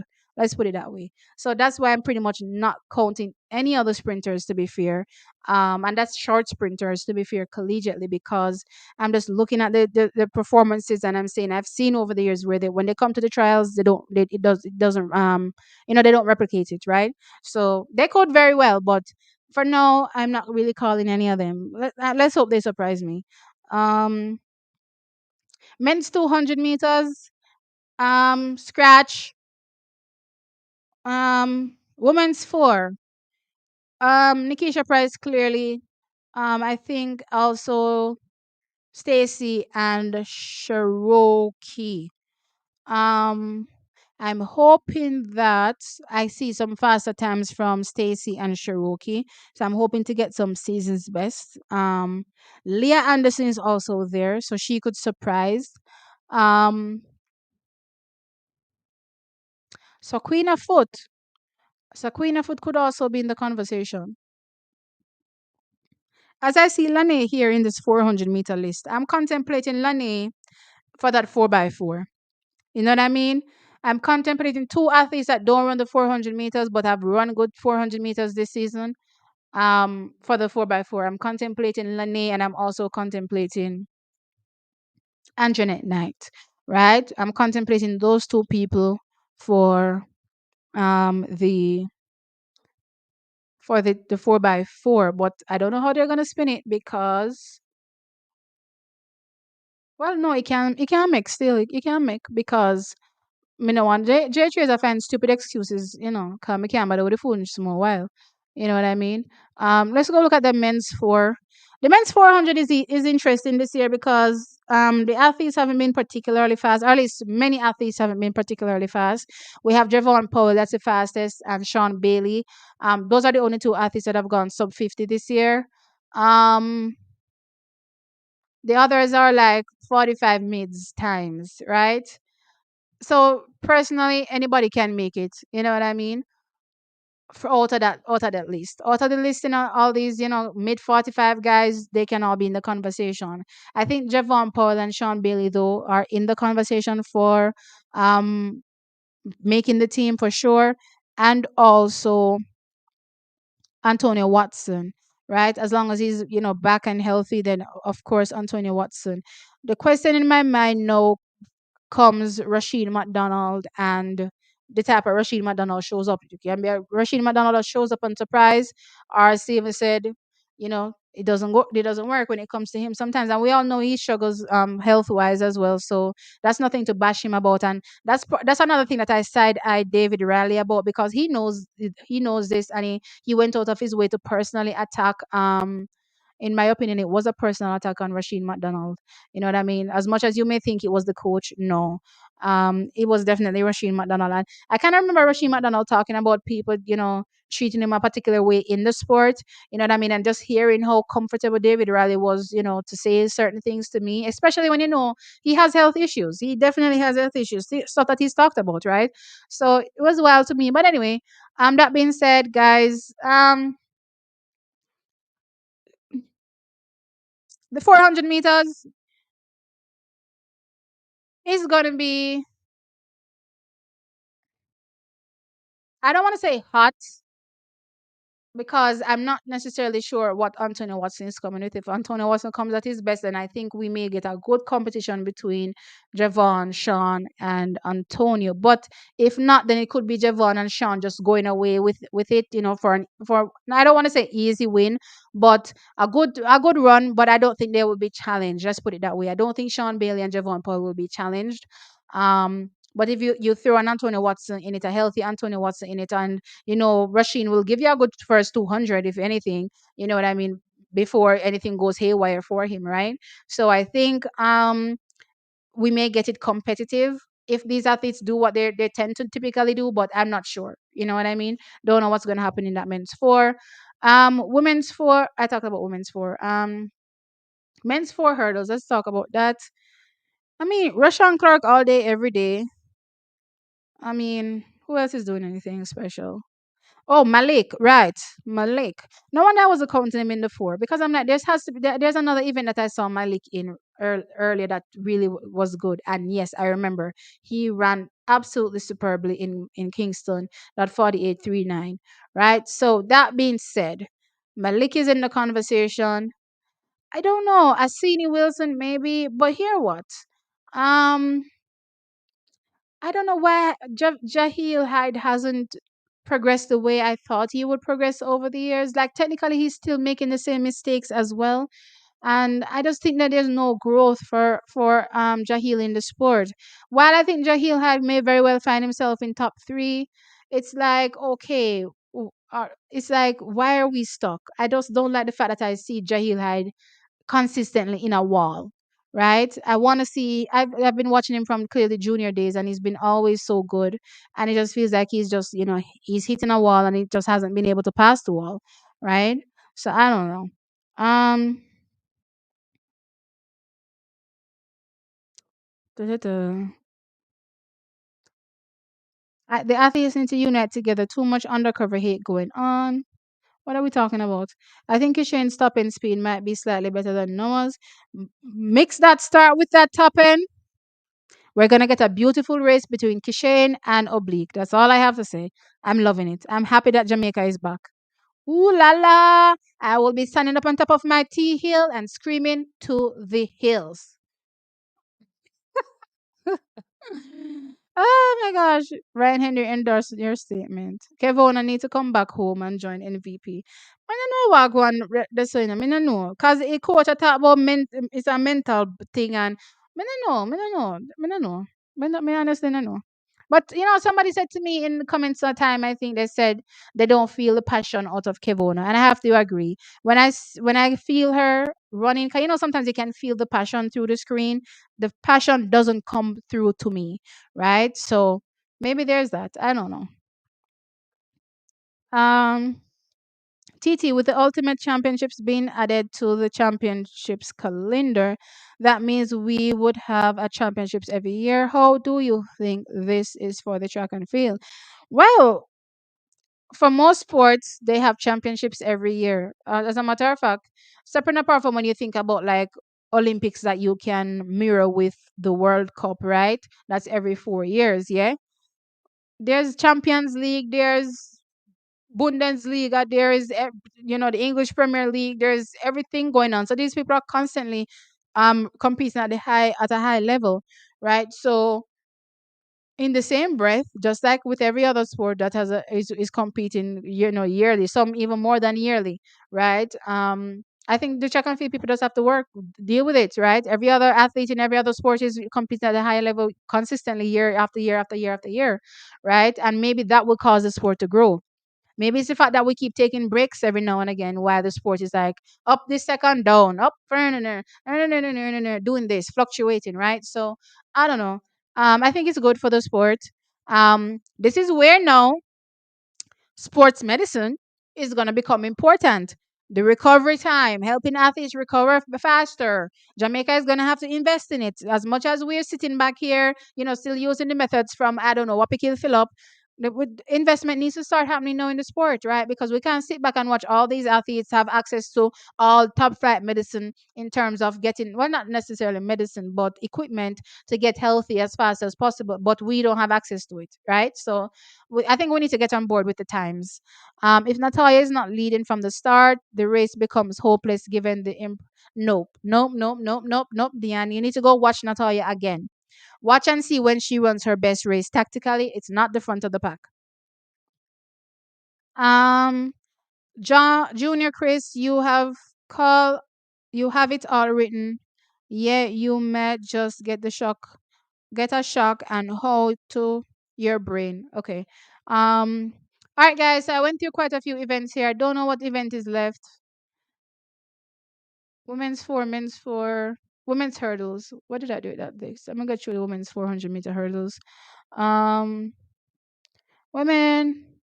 I think Rochelle Clayton takes it. I like her aggression. Um, this season for sure. In the hurdles. Still the fastest Jamaican clearly this season as well. Has been consistently running 53 seconds. I'm expecting her to be in personal best shape this season. Antoinette Knight has run a lot of eights and a lot of fours this season. So clearly she's working on her strength. I'm expecting her to not only be fast but stronger as well. I'm expecting her to challenge Rochelle Clayton. I'm hoping that this is the year for Anjanette Knight to have that breakout I've been thinking that she will have for the past 2 seasons. Is it 2 seasons or last season? When did she fall? Last year she dropped? Or this no, not last year she dropped, but the year before she fell, right? So 2 seasons, right? So I've been expecting a breakout from her from the last 2 seasons, right? I'm hoping that this is the year that she lives up to that. I saw the extra focus she paid on her strength this year, so maybe that was her shortcoming. Let's see how that plays into now her executing what I'm hoping will be her fastest yet for hurdles race. Cheyenne Salmon is also always going to be there. Genevieve Russell, here my problem now with Genevieve Russell. Typically I would call her hands down for making the team, but I'm a little concerned about her health because I know she said she has this broken bone in her foot. So I don't know if that's going to, well, it should be hampering her. That's the thing because she's running in pain based on what she said, right? So I don't know if she's gonna run fast enough. Let's put it that way to beat out like a Cheyenne Salmon. You know what I mean? I think it's gonna be close though. I think it's between four people. I think it's Rochelle Clayton, Anjanette Knight, Genevieve Russell, and Cheyenne Salmon. I think three of those four will take a spot on the team. For sure, I'm calling Rochelle Clayton, and for sure, I'm calling Anjanette Knight. Um, Based on what I see from Genevieve throughout the rounds, and I'll see if she'll be able to, clinch a third spot. But for now, it looks like Cheyenne Salmon may beat her. I'm not sure though. Let's see. Um, I think that's all the events. Yeah, I think I got everything. All right. Women 400-meter will be the most epic race considering how much Nikki is being targeted at the trials. Huh? I mean, who are the trials that can target a 48, 89? I'm lost. Who can target that? Explain for me, please. Maybe I'll be able to understand better. But I don't know nobody that can target Nikki at this particular point. She's so much better than them.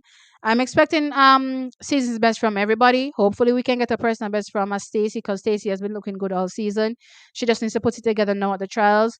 But even if Stacey runs a personal best, she's not challenging Nikisha in my price. Not in my price. Nikisha in my price. She's not challenging Nikisha in my mind. I don't think so. You know what I mean? I think Nikisha is gonna go away with that win for sure. hands down. I think Stacy's also going to be clear the field, and I think even Cherokee is probably going to be clear the field.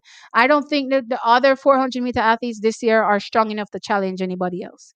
We have a lot of young people coming up. Shaquina Foot, they're very young. Dejani Oakley, and I think Dejani is only going to run in the two, if I'm not mistaken. So a lot of the athletes are young and up and coming. There are a lot of collegiates, right? So I'm not expecting them to come out and do anything, super. In the coming years, yeah, they're going to be great. But for right now, I don't see the challenge. Um, we don't have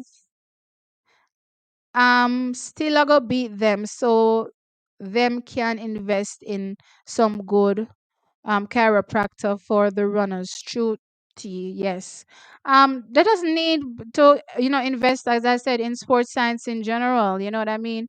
If Michael Norman and all these other athletes, Britton Wilson, all these people are out here weighing their food, why aren't we doing the same? When you start weighing our food, how much, what are we intaking? Watching every single what it is, these gym people I see, they calculate down to every thing that is going into their system. Child, when I'm eating, I just eat. I don't consider none of those things. But when you're an athlete, you have to consider all these things, and I just don't think our Jamaican athletes are doing those things, to be fair.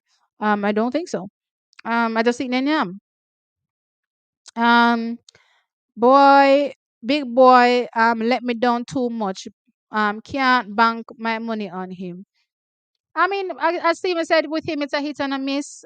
So it is what it is, guys. Remember, when it's a miss, it's not necessarily because he's underperforming because he isn't race ready, but it's because he's ill. Remember, he has an ailment, right? So you have to take that in as well.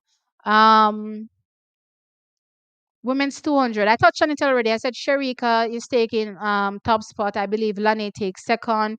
I think Shelly is going to be in the conversation for third, but considering that she won't take up the third spot potentially, then I'm looking at a Kevona or an Ashanti. Those are my picks. I believe Shelly will take the 100 meters at trials. Either way, I'm excited for what will come. Potentially, if she's at her best, we know what she can do. So I'm not mad at that. I'm not mad at that because I know when Shelly is good, when Sharika is good, that means medals for Jamaica on the global stage. Guys, I'm not just looking at it from who is gonna win. I'm looking at who's gonna medal. So when I'm looking at all these performances, I'm also thinking, where does this put us against the world? You know what I mean? So Shelly winning, Sharika winning, I'm here for it because it means that we're ready. You know what I mean? Um, the men's 200. I scratched it, guys, because yeah, it's a scratch. Wow. So nobody is excited that I'm visiting Jamaica for the first time. Haha, can't wait to attend the trials. Team Jamaica all day. Oh, welcome. Once you get to the island, we'll definitely make you know what it's like to be in Jamaica. And have the real Jamaican good vibe. You'll feel exactly what that is like when you get to the national stadium as well. T, you plan to go live tomorrow? Yes, I'll be going live tomorrow. So my live starts around 5 o'clock, I think I said. If the time changes, then you'll see it based on the post that I put up. But yeah, I'll be going live for sure.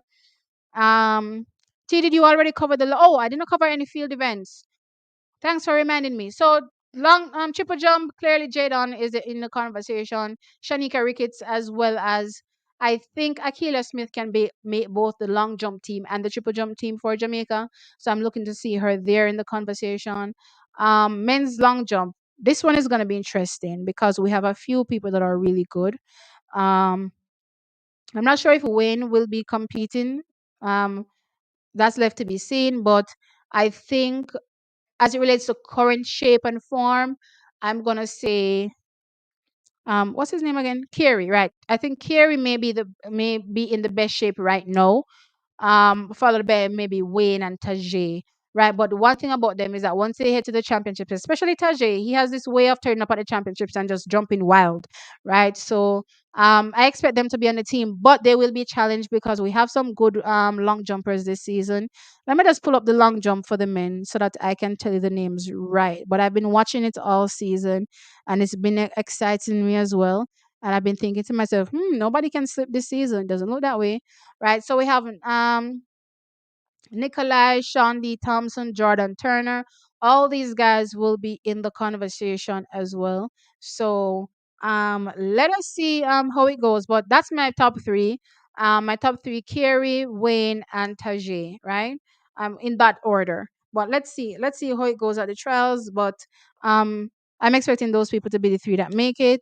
Am I missing any other field event? I mean, in the discuss, it's pretty clear when you talk about Travis Michael and Frederick Dakers. Um, in the high jump, Romain Beckford is the only one that's there. Lamar Distin is in there for the women. I don't know if we're gonna get any other spots because they have the filler spots as well. So let's see if we get into any of those filler spots because not everybody in the field event will be able to hit the automatic standard, right? Especially for Romain Beckford in the high jump. He won't be able to hit the automatic standard, but he will be able to go as well. So let's see how that goes. Um, yeah, I think that's it. I think I talked about everything. Um, see, the new outfits for the Jamaica athletes not working. They need to stay in their colors and stop trading it off to other teams. I don't follow Curl Beauty. What do you mean the colors aren't isn't it black, green, and gold? What channel is it on? One Spot Media. So go to the website onespotmedia.com. Depending on your location, you either have to pay for streaming or um you'll be able to watch it in I think you can watch it in Jamaica, child, but who knows? Everybody have start the subscriptions nowadays, so maybe they might have subscription. So I don't know, but yeah, that's the situation. I can't tell who is running the new gears. Looks odd. When watching the race, I can't tell the difference. I see orange. Um, Curl Beauty. Give me a second, like, because Jamaican, um, Puma kit. Let me show you what the kit look like. I don't know if you see the kit. I don't know if you see the kit. So, cause nobody not running it yet. But last time I checked, I not see nobody running it yet. So, um, where's my share? Present, share screen.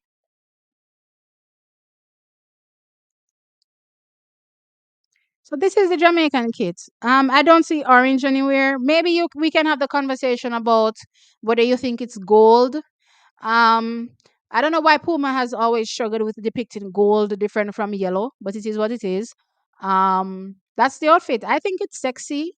Um, I did tell you guys when it originally launched that I think there's a disconnect between the bottom on the men versus the top on the men, but everybody was like, I don't want to see no pretty, pretty men's bottom. But I recall showing you guys, I think the 1998 bottom, 1998 or 1996 bottom, where it was literally spitting image of the top and it was the same flowers thing come down on the front, right? So I mean it could work, but I guess the men didn't want to be too fussy, so that it is what it is. But I think this is sexy. I don't know. I like it. I love it. And oh, as a matter of fact, Jamaica is the only one with from Puma that will be wearing this kit. Puma has general kits that all the other countries will be wearing that are similar. All they do is change this color scheme based on the country. Jamaica is the only one that will have this particular uniform. I love them. Um, Big boy illness is mental. No, guys, it's not. Don't say this, Candy. I don't like when you guys get insensitive sometimes. I understand when people have mental issues and I talk about it. We've talked about Omar McLeod getting out of his head. Those things I recognize, right? But I don't like when you guys also get insensitive when we're saying, athletes, are not necessarily at their best because of something else, right? So yeah. Um yeah, they're nice to me. I love them. I love them. I don't know. Um, that's the Puma kit for 2024. Yes, it is the Puma kit for 2024 and going forward, which means that when you see Jamaica touching the track, we're not gonna look like anybody else, right? Um, Nikki is clearly the favorite, but no one can't be underestimated. Agreed. We don't underestimate anyone, so I agree with that. Shasha Forbes run in orange. Oh, okay, I understand. Orange. Is that the that's the no? But Shasha Lee doesn't even run for Puma. She runs for Nike. Not Nike. Adidas. And Adidas has that sexy brown fit that I love. Let me show you what Adidas are running on now. Adidas kits. Adidas. What am I spelling? Kit. Oh, no, I'm showing Adidas. Track and field. Let me put that in. Track and field. Adidas has this sexy thing that they have the women running up and down in. Lord of mercy. Who's an Adidas athlete right now? Let me search up Sasha Lee Forbes. Maybe I can see her in the uniform. Because, child, me I search and them a show me all sorts of different something. Sasha Lee Forbes. Let me see if they have a picture of her. No. Somebody give me one other Adidas athlete. I want to go on the Twitter sphere. Adidas. Gosh, who can I think of? I can't think about nobody right now. Anyway, they have this nice brown sexy thing that really blends well with the melanin in my opinion, and I think they got it spot on. The color for the colors for the athletes, I think, or at least based on your skin tone, I think they got it spot on. The brown looks so good on the melanin skin. I think that's the best professional kit I've seen in 2024. Separate and apart from what you wear for your country, I think that Adidas kit is the best one. It's sexy as hell. You know what I mean? I'm not into women, but the girls be looking good for sure. Um, the Adidas kit is too sexy on the ladies. It's damn fire. It is fire. I be looking at them and I'm like, damn. You know what I mean? I be like, damn. Why you hate it, Dr. JD Smith? It's not horrible. It's sexy. Let me pull it up. Let me see if we can find Akira Nugent or Daniel Williams. Daniel wears the shorts one. I want to find the bikini one. Akira Nugent, because I think Akira wears the bikini one. Let me find the bikini one, because that thing is sexy. I'm not even into women, and I'm like, that is fire, child. All right, see it, yeah, love it. See, all right. Where's my share? Where's my share? Present. Share. All I be seeing is eye candy on the track. I'm like, yes, girls. Yes, my darlings. Look at that. That looks good. I wish I could see it in different angles. Let me see if I can see it in different. Oh, what is Granny? Palm back. Oh, what going on, sir? Um, all right, but I don't see any more pictures. What's that girl that just went pro? Oh, see her here. What's your name?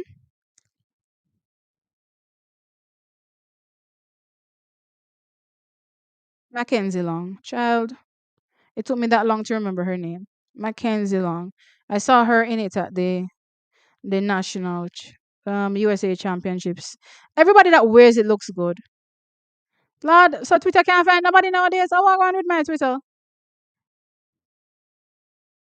My Twitter can't feed to. Okay, let's look at Mackenzie Long in it. Doesn't this look good? Like, it doesn't matter what type of melanin you have, it works with them. This brown thing, it works well on melanin, and I love it. Right? It looks good to me on dark skin. I don't know. I think it's the best kit I've seen this season.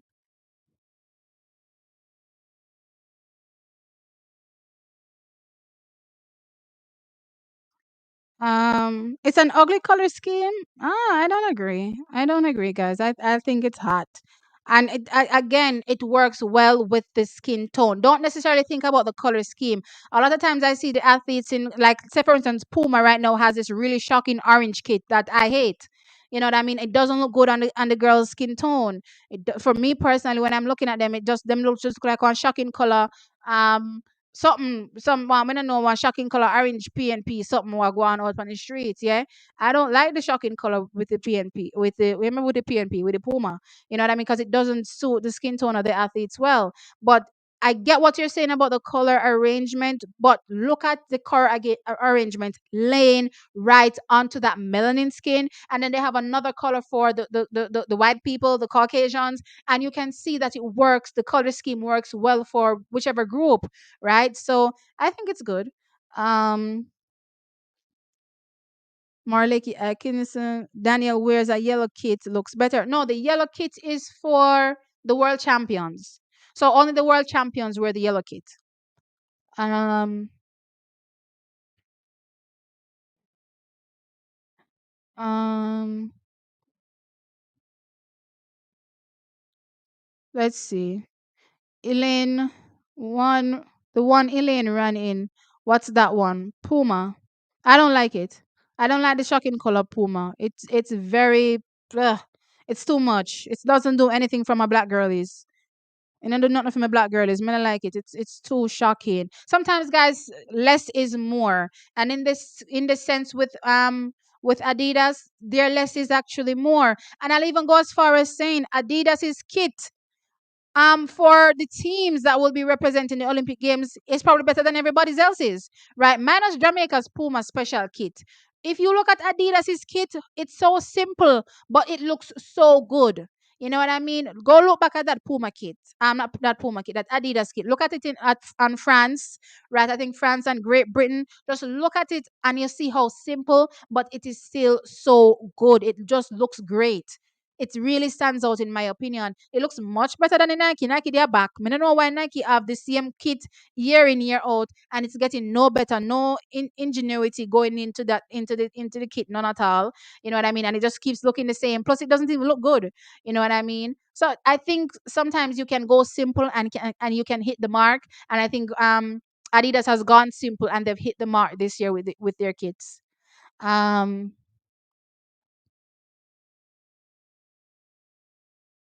Adidas and Asics for me all the rest can go into the trash bag. That's the one I'm talking about. Oh, that's the Puma you were talking about, the orange one. Yeah, I don't like it either. I get what you're saying. I don't like it either. Hey, objectivity, you're very late. Cause this stream is coming to an end. Um, most kits most kits flop this year in my opinion. I like the Nike kit too. Oh, I don't like the Nike kit at all. Sydney was in this brown kit. Looks very good. Yeah, but I don't think it looks better than the Adidas one. I don't know. That's just my view, though. Um, Nike kit looks the same from 2022. Direct. It looked the same from every other year. Even if they've changed it to blue, it's the same little. I don't know what to say. Like the there seems to be this lighting thing reflecting inside. It's the same thing. And the same thing year after year after year. Um, that onesie through the crotch don't look good. Guys, no man no know what's sexy. No man no know what's sexy. Look here, man. Don't make me school, you know. Do not make me school, you know, on what is sexy. Because if I'm a girl sitting here telling you that that's fire, it's fire. Okay? That kit is fire. Okay? um, Everyone has been asking for our Puma kit for Jamaica to purchase. Well, I guess when they finally release it, they can't. I don't think they want to release it too soon. Clearly, on it's for the Olympics, so around that time you'll be seeing it. Um, all right, so guys, we've come to the end of the show. It was a long show. We're at 10:37 now.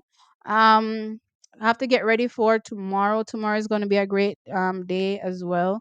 When it comes to track and field, tomorrow is the beginning of the championships.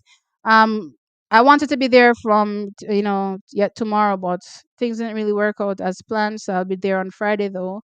But yeah, things are starting from early. Cause I did things say afternoon session the meet are running now, but apparently they might have morning session too. So the meet begins at. Let me go back over to the time the meet begins, so that you guys are with me. The meet begins at 9 a.m. I believe, so you can join on One Spot Media. So the meet begins at 9 and it goes until 11 a.m. They take a break. They come back at 3.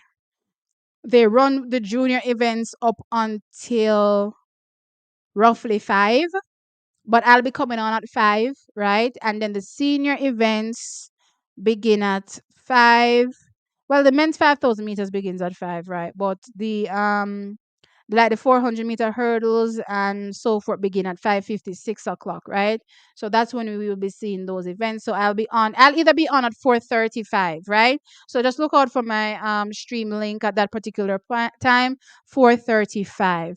And yeah, that's how the cookie crumbles tonight. Um Tomorrow also is the men's 100 meters first round. It starts at 9:05 p.m., right? Jamaica time, 9:05 p.m. So look out for that. On the second day, which is Saturday, no, Friday, sorry. On the second day, which is Friday, it also begins at 9:30. Again, they start with the junior events, and then and it goes up until 11. There's a break. Then they come back they come back at 4, and they go all the way up to 9 15, when it will be the men's. How are the Bulla Bird foot are going here, so them around the women's and men's 100 meters same night? Does it always run same night? All right, I'm confused. Only a championship it run on separate days? Doesn't it always run on different days each year, or does it run the same day? Because I'm confused now, because I run the same day to fall ET. So the men's and women's 100 meters start tomorrow. How are they? Yes, sir. Full of breadfoot.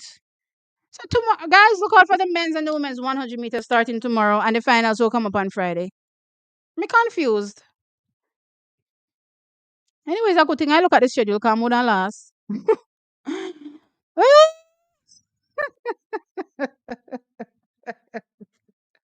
I'm making you guys confused. Me confuse myself.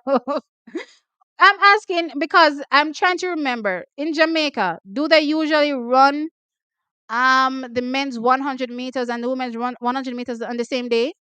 I thought they were run. So like they'd run the women's one first and then they'd run the women's men, or vice versa. The men's one, and vice versa. So I didn't know they'd be running the two of them the same night. Was it always the same night? But anyway, it's the same night, guys. That's what's important, right? So they all come up tomorrow, start tomorrow. Um Oh, so they always run the same night. Okay. Then probably I'm thinking about it from a global perspective, because I know they don't run the same night on a global perspective, right? And maybe I'm confused because I just watched the USA trials and they didn't run on the same night as well. So maybe that's what's throwing me off. Um as far as I know, it's usually on the same night. Yeah, I think I'm just thrown off by what happens typically globally, and also because I just watched the concluded American 100 meters for the women and the men, so that's pretty much throwing me off from a Jamaican perspective. But then again, I don't know what I was thinking, because Jamaica trials are only what 4 days, so I waited when other races are going to run clearly at the same time. All right, guys. So that is it. If there's nothing else to talk about, I'm gonna bounce. Please remember to hit the like button. It's been a great night, but yeah, you don't know, say I haven't been getting any sleep in recent days, and I want to prep for the days to come. There's a lot to talk about, clearly, and a lot to show. I really want to be at the national stadium, so I'm hoping me just a hope and pray, say the J3s give me the media pass there, because me really start contemplate my life and see what me I gonna do, because me really don't want to go to national stadium, go sit down in the stands, guys. You guys tell me, what do you think? Me if you go to national stadium, go sit down in the stands. Would you prefer me in the stands, or would you prefer me on live here if I don't get the media pass?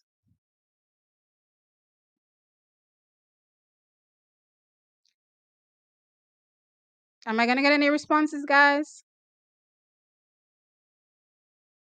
Okay, girl, love you. Thank you, love you too. On live. You guys would prefer me on live. See when I say on live. On live if you don't get the pass. When I get the pass, I'll know. T stand stay home. T stand home. do do a live. Lord of mercy. We love you anywhere you're there.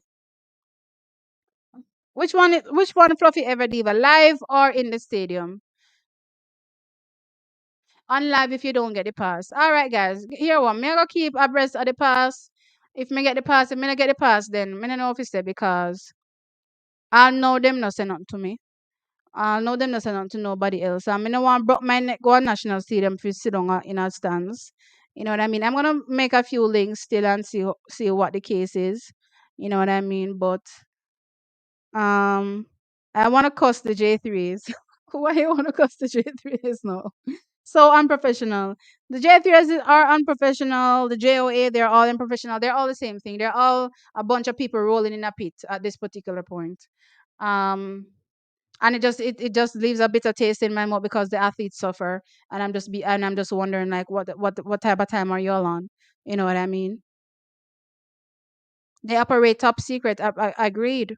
And then they love to say stuff like, "Oh, we're not here to represent the J3s." And why are you here? Why are you on Sportsmax talking if you're not representing the J3s? Go sit someplace else then, because we don't want to talk to you. We only want to talk to you because we want to know what's going on in from an organization perspective.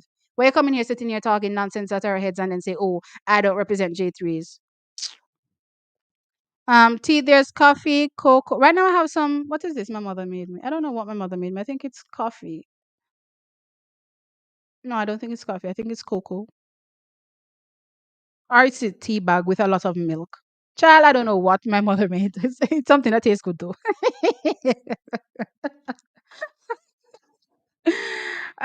There's coffee and cocoa tea. What kind of tea are you? Oh, that's what you were saying. Child, I'm a coffee tea. I'm definitely a coffee tea. But I look like a cocoa.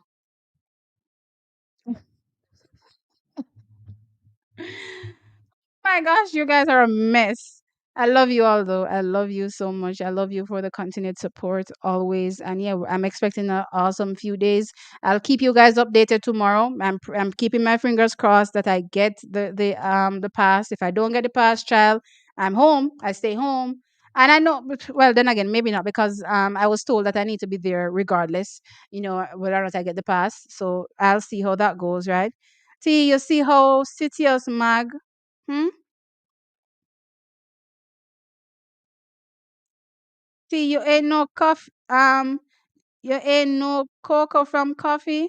I know the taste, but I'm actually trying to figure out. I don't think it's either. Actually, I think it's tea bag.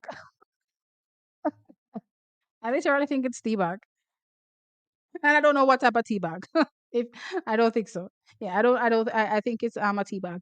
Anyway, guys, I love you all, and I'll talk to you in the next one. Thank you so very much. Please remember to hit the like before you go. Mama look on the likes then because I see over 400 people here one time, So me want make sure so the likes them look how the likes them supposed to look.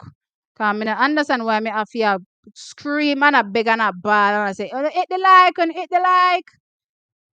I wanna not lit no like. Eh? 300 where the likes? What me see likes again? 285 track is 285 like. Me cannot believe this. From almost 500 people here. Let me see how much they say is the most I've had at one point. I'm sure they show that. Me not see it yesterday though. But anyway, I'll see that up. I'll see it on the back end someplace. And you guys only give me 280 odd likes? No, sir. No, on not treat me right. On now on YouTube recommend the stream. This is how YouTube is gonna recommend the stream to the world. I saw the stream I gonna get through to the world. YouTube looks at your likes. Your likes tell us your likes tells YouTube that people are into your content and they will continue to broadcast your content to other home pages for other people. But if you're not clicking a like, nobody not gonna get to know no new things we're going over pan TV pan TXT track time. I wanna really go on with it. I don't want TXT track time, girl. I don't want the world know the rest of the niceness. Hmm? Was over 600 at one point. Wanna hear them things here. Over 600 at one point, I'm after fight one of you likes. Mean and stingy with the like them. I don't mean some Jamaican people, all of you some mean and stingy with the like them. No man, I don't come correct. I don't come correct with the like them. I don't want after you watch the likes. I want to be able to see you guys and say, guys, hit the like, and I know that you'll hit the like. You know what I mean? There's a reason for it. It helps the channel grow. It helps immensely. Sometimes you never know, say it help more. Well, to be fair, not to say it helps more than the views, but it's what helps the views. You know what I mean? It's what pushes the views. Without the likes, the views them not gonna be anything. You know what I mean? So make sure you guys are hitting the likes, and not just only on the live. The videos that you're watching, I keep telling you, we don't have to agree. Your like is telling me that you support the channel. You know what I mean? We're not gonna always agree, but one thing that is clear is that you love TXT track time and you want TXT track time to continue to grow. So you're gonna continue to hit the like button, right? So that's the whole thing. We're not gonna always agree. Sometimes I'm gonna say something and then I go say, yo, what are you talking about? You know what I mean? And we're gonna hash it out in the comment section and then I go chase me off, you know what I mean? And it is what it is. But still hit like. Yeah? Um the start lists are out now, so we need your predictions for the heats. All right, I'll drop that in the morning. May drop that in the morning, guys. At 11 o'clock, you know. So I'm gonna hit the bed. I'm gonna hit the sack, but I'll definitely do that prediction for in the morning. So thanks for letting me know, Denisha. I'll give you all the I'll give you all the reaction tomorrow morning. First thing, we're not gonna get that tomorrow morning. So just look out for it. First thing in the morning, yeah. For sure. All right. With that said, guys, hit the like, as I said, like, and I'll be out. Mwah. Bye. Oh, bye.